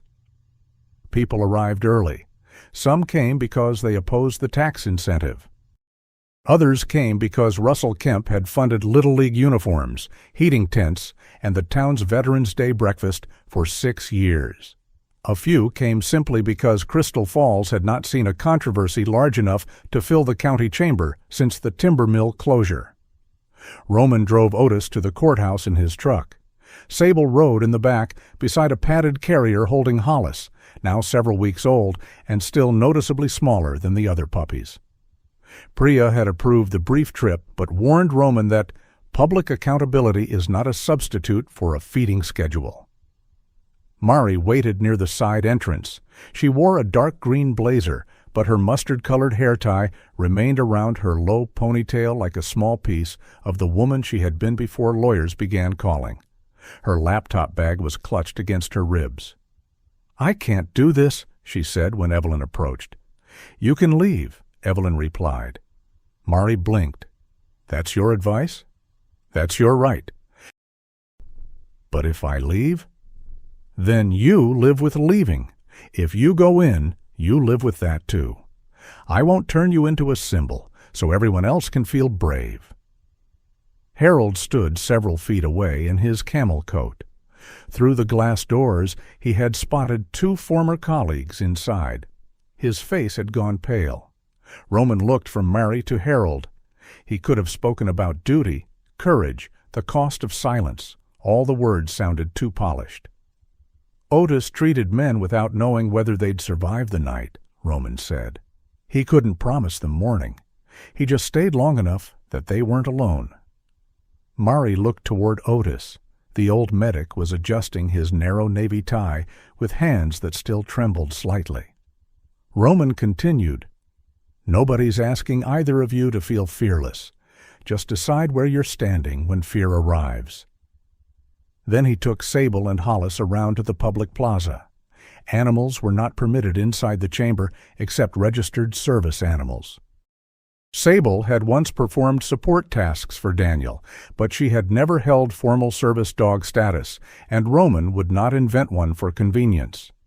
He sat on a stone bench beneath the chamber windows. Sable lay at his boots. Hollis, wearing his slate blue collar, worried the edge of Roman's glove from inside the open carrier. Through the glass, Roman could see the room filling. Russell Kemp entered through the main doors with 2 attorneys. His charcoal suit fit perfectly. A cobalt tie rested against a white shirt, and silver knot-shaped cufflinks caught the overhead lights. His smile reached every person whose hand he shook, and none of the places behind his eyes. His presentation came first. Russell spoke about efficiency, regional jobs, secure digital storage, and his company's respect for those who had served. He described the recovered reports as fragments from an outdated workflow, interpreted by people unfamiliar with the scale and complexity of document conversion. No large system is free of error, he said. The question is whether isolated mistakes should be used to punish hundreds of current employees doing honest work.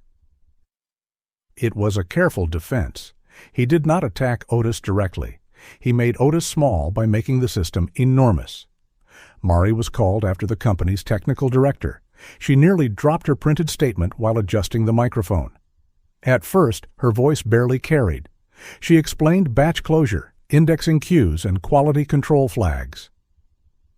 Several council members looked confused until she changed her language. Imagine 5 medical pages arrive together, she said. 3 are easy to identify. 2 require a person to stop and investigate. If the company is paid for finishing the batch quickly, those last 2 pages become a problem. At Kemp, we were taught to make the problem leave the production line. How? A councilwoman asked. Mark it unreadable. Mark it unidentified. Close the batch. Even if the page could affect a claim? Mari looked toward Russell. He sat perfectly still. Yes. Her next breath shook, but her voice did not. Yes, even then. Harold followed.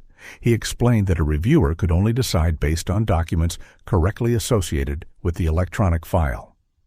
A missing field report, command statement, or treatment note could change whether an injury was recognized as service-related. One of Russell's attorneys asked whether human error occurred in every large record system. Of course, Harold said. Then you cannot state that every missing document resulted from misconduct. No. The lawyer leaned back, satisfied. Harold adjusted his hearing aid. But the pattern I reviewed was not consistent with random human error.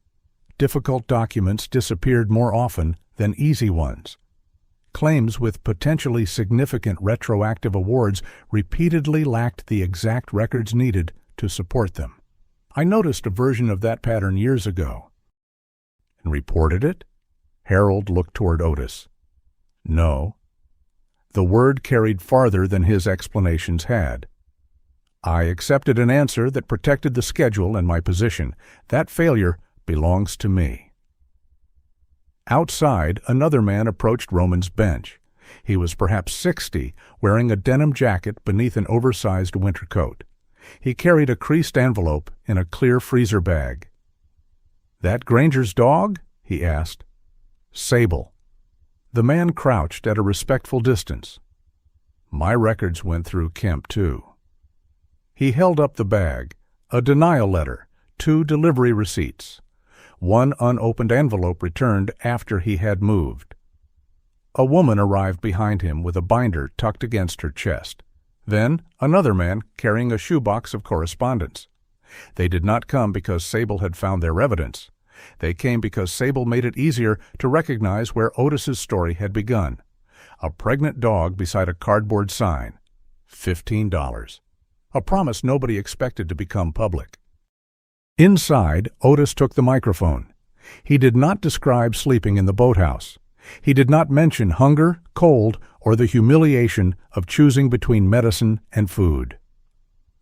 Russell's presentation had already tried to make the room choose between efficiency and one unfortunate old man. Otis refused the role.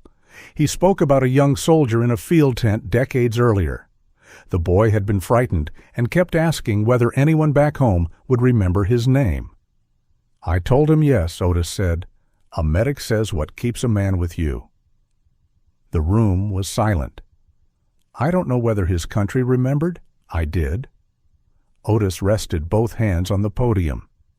We were taught not to leave anyone behind. A file carries a person's name. When you lose it for convenience, you do not lose paper. You leave the person. Russell's expression did not change, but he stopped taking notes. The council recessed for 40 minutes. By the time the doors opened again, more veterans had gathered outside. Evelyn moved among them, explaining that the meeting could not decide their benefits and that no one should surrender original documents to strangers. Naomi Bell stood near the courthouse steps, observing without identifying the details of her inquiry. The council's decision was limited but unanimous. The proposed hospital records contract and tax incentives for Kemp Record Solutions would be suspended pending the outcome of independent review and the federal inquiry. No existing claim was approved. No money was restored. No one was handcuffed. Evelyn received separate confirmation that Otis's supplemental claim had been accepted into the review process with the newly recovered evidence. Naomi informed Mari that the preliminary inquiry had expanded to include additional contract records and batch histories. Harold signed a formal statement with his own fountain pen. Outside, Russell descended the courthouse steps between his attorneys. Cameras turned toward him. He repeated that his company welcomed a fair review and remained proud of its service to the community. Sable rose when he passed. She did not growl. She simply stood between Russell and the open carrier where Hollis slept. Roman rested one hand on her shoulders. Beyond them, men and women waited with folders, boxes, envelopes, and names that had spent years isolated from one another. There was no victory celebration. Otis came outside, breathing hard from the speech, and sat beside Roman. Hollis woke and pushed his uneven ears above the carrier's edge. "What happens now?" Otis asked. "More paper," Evelyn said. Otis groaned. For once, the laughter around him did not sound like pity. The courthouse doors remained open behind them. People continued entering with documents held against their coats, each person carrying a private history that had once been easy to dismiss alone. The door had not become justice, but too many hands now held it open for anyone to close it quietly. Spring did not arrive in Crystal Falls as a season.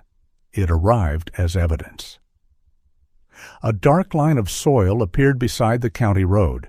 Water began dripping from the eaves at noon and freezing again before sunset.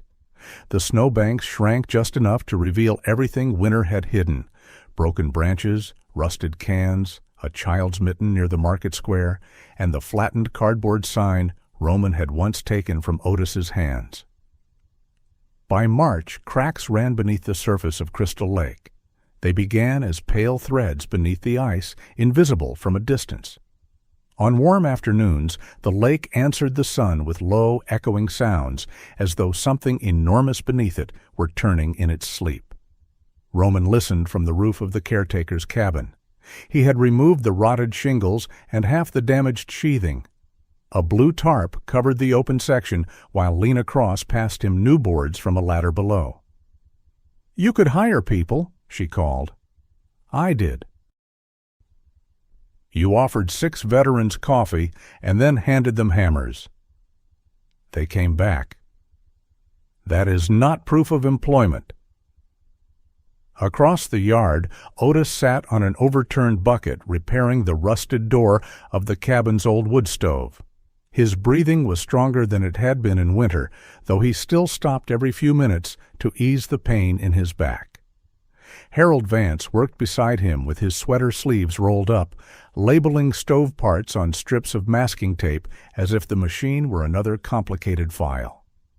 Priya stood near the porch with a clipboard, evaluating 2 prospective adopters who had come to meet one of Sable's puppies. Miriam Cole had brought soup, bread, and enough criticism to supervise the entire property without touching a tool. Sable lay in a patch of sunlight between the 2 houses. 4 of her puppies wrestled near the woodpile. Hollis remained beside Roman's boots at the base of the ladder, chewing one lace with the concentration of an engineer dismantling a bridge. The property was louder than Roman remembered it ever being. He had stopped confusing noise with disorder. Some changes had come slowly. Others had arrived inside official envelopes. Russell Kemp had not been led away from the county meeting in handcuffs. There had been no single afternoon when the town learned that justice had been completed. Instead, contracts were suspended one by one. Federal investigators requested company records. Former employees were interviewed. Accountants examined payments between Kemp Record Solutions and a consulting service operated by Russell's brother-in-law. Notices were issued concerning alleged contract fraud, false reporting, data manipulation, and improper fees charged to veterans seeking help with delayed claims. Russell denied wrongdoing. His attorneys released statements about misunderstandings, outdated systems, and politically motivated accusations. He had not yet been convicted of anything, and Evelyn reminded everyone that charges were not verdicts. But the machinery around him had begun to fail. The hospital withdrew from negotiations. 2 regional partners froze new work. The Veterans Day Committee removed his company's name from its spring fundraiser, not because a court had ordered it, but because the town no longer accepted sponsorship as proof of character. Mari Keene entered legal protection as a whistleblower and gave a formal statement to investigators. She still checked the rearview mirror more often than she used to. Courage had not cured fear. It had merely taught her to keep walking while fear followed. Harold signed his own statement with the blue-black fountain pen he had once used to approve reports he no longer trusted. Afterward, he began volunteering 2 mornings a week at a Veterans Assistance Center. He reviewed claim packets, organized copies, and made applicants sign a receipt for every original document they surrendered. No one called it redemption. Harold did not call it that either. "It is clerical work," he told Roman. "Then do it well." "I intend to." That was enough. Otis's blue folder moved more slowly than the gray one. Samuel Reed's records established the decline in his lungs and spine. A pulmonary specialist concluded that the current respiratory damage was consistent with the blast exposure described in the recovered field report. A spinal physician connected part of Otis's worsening condition to the injury documented during service. Evelyn submitted the opinions, Daniel's inventory, the command statement, and the recovered treatment notes. Then they waited. Otis lived temporarily in a church-owned room above Miriam's community kitchen. He had a bed, a key, and an address where official mail could find him. He still spent most afternoons at Roman's house with Sable and the puppies. When the decision finally arrived, he did not open it. He carried the envelope to the lake. Roman found him sitting on the porch steps of the unfinished cabin, the unopened letter balanced across his knees. "You planning to read that?" Roman asked. "Considering whether ignorance has been underrated." Roman sat beside him. The envelope bore the same kind of official markings as the letters that had denied, delayed, and misplaced his life for 7 years. Otis ran one thumb along the sealed edge, but made no move to tear it. "What if it says no again?" he asked. Roman could have told him they would appeal. Evelyn had already explained every possible next step. New reviews, clarifications, another medical opinion if necessary. But Otis was not asking for procedure. "What if it does?" Roman said. Otis looked at him. "You still sleep indoors tonight. Sable still knows your voice. The evidence still exists. And tomorrow, Evelyn finds another folder. That woman does love folders. She'll bury the government in them if required." Otis laughed, and the envelope shook between his hands. Then he opened it. The revised decision recognized the service connection for his pulmonary condition and increased the evaluation of his spinal disability. His monthly compensation would rise. A retroactive payment covering part of the eligible period would follow. Not all 7 years, not every medical expense, not an apology. Otis read the pages twice. Roman waited for relief. Instead, Otis lowered the letter and stared across the frozen lake. "That's all?" he said. The words were not ungrateful. They were bewildered. For years, this decision had been the distant gate beyond which he imagined life would become whole. Now the gate stood open, and Daniel was still dead. The truck was still gone. Winters spent in the boathouse could not be refunded. Roman understood then that justice could return money without returning time. "No," he said, "that isn't all." Otis turned toward him. "It's what they owed on paper. The rest doesn't fit in an envelope." For a long time, neither man spoke. Then Otis folded the decision carefully and placed it inside the blue notebook with the $15. The money remained there, untouched. By April, the caretaker's cabin had a new roof, working pipes, and a repaired wood stove. Roman replaced the warped front door but kept the old brass latch after Otis polished it clean. Lena installed smoke detectors. Harold corrected the slope of the flue twice. Miriam hung curtains despite Roman's argument that curtains were not structurally necessary. "They are necessary to any building hoping not to look like a holding cell," she said. Otis insisted on a lease. Evelyn drafted one page.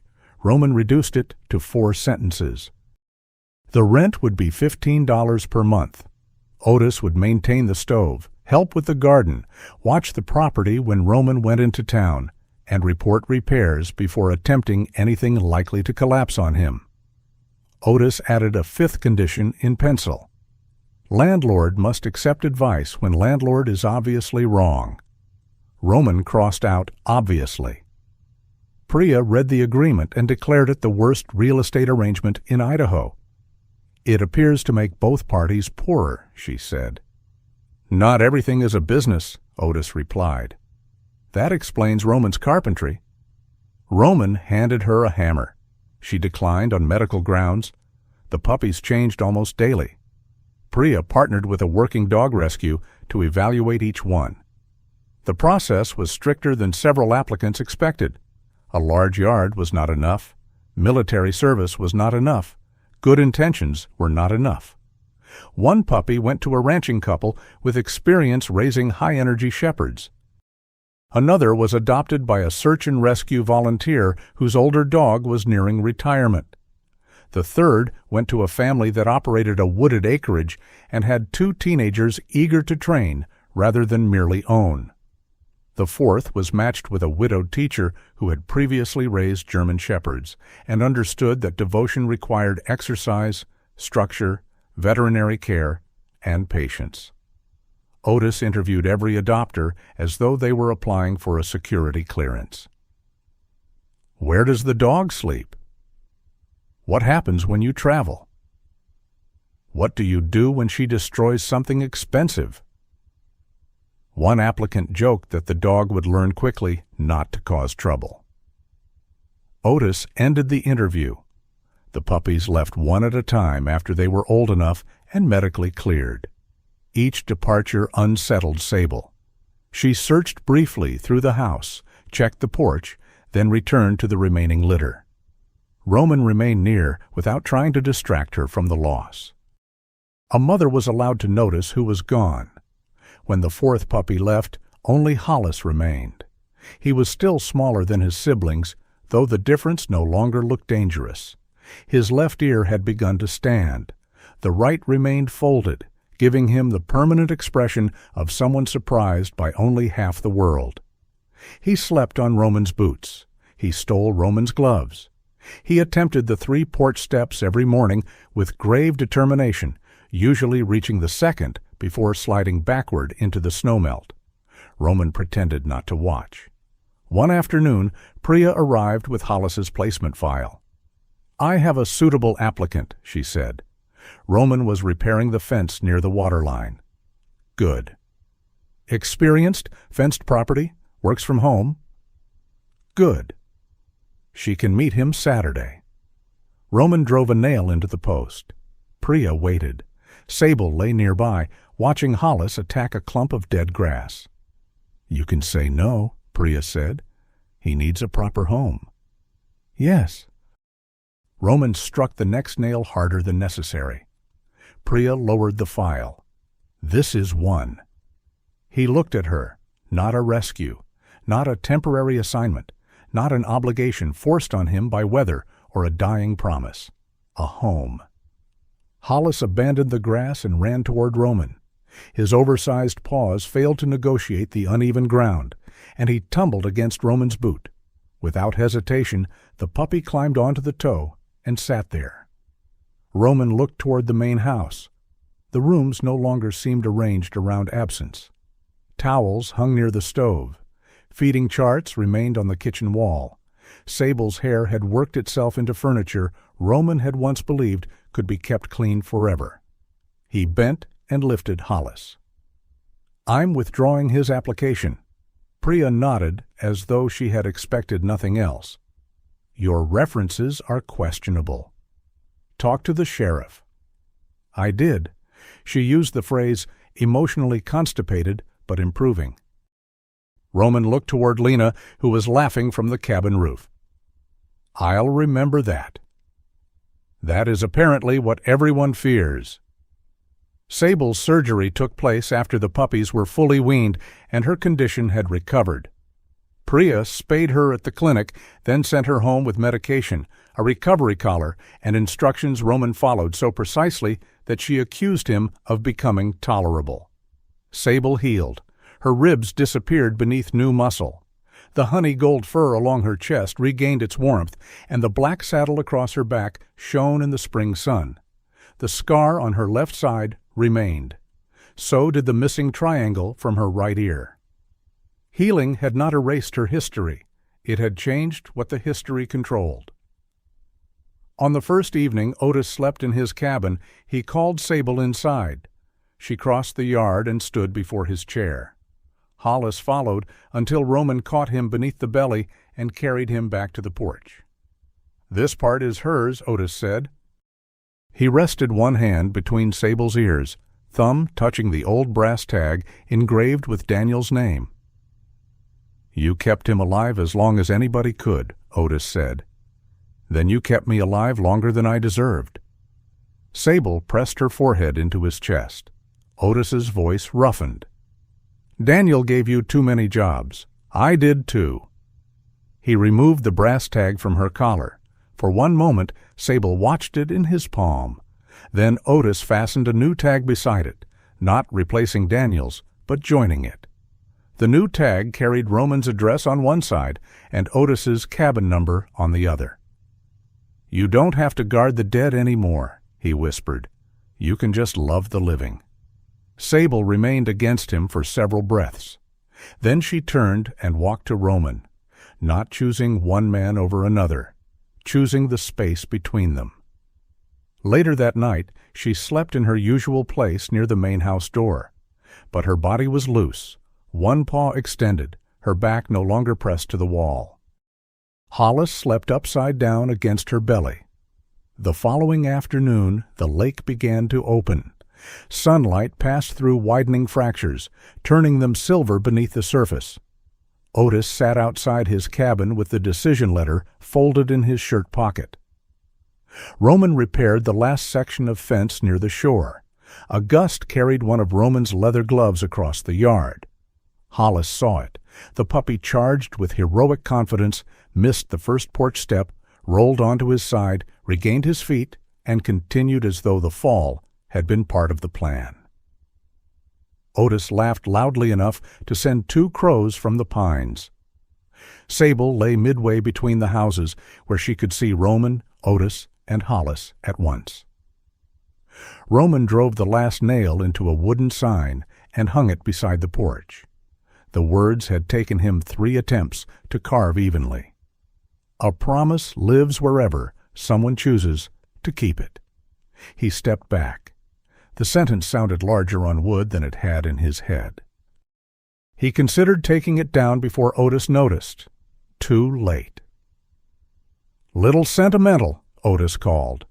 Roman looked at the man who had once sat in the snow and priced a promise at $15.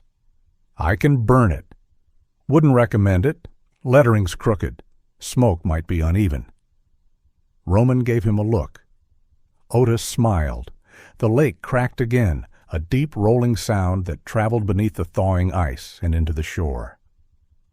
Roman had once believed promises belonged to dangerous places, to missions, dark roads, and the moments when one person decided whether another would be abandoned. Winter had taught him something less dramatic and more difficult. Sometimes a promise was a bowl placed where a frightened dog could see the door. Sometimes it was a copy made before surrendering an original. Sometimes it was $15 accepted, so a proud man could call shelter a lease instead of charity. Sometimes it was keeping the fire lit in 2 houses. Hollis returned with the glove and refused to give it back. Otis claimed this proved the puppy had inherited Roman's respect for property law. Priya shouted from the porch that no court in Idaho would recognize Roman as an injured party. Around them, the afternoon filled with ordinary voices. Sable lowered her head onto her paws. For the first time since Daniel's death, no one beside her was preparing to leave. And as the ice began to release the lake beneath it, the 2 houses stood facing the water with smoke rising from both chimneys. Sometimes the greatest promises are not made in grand moments.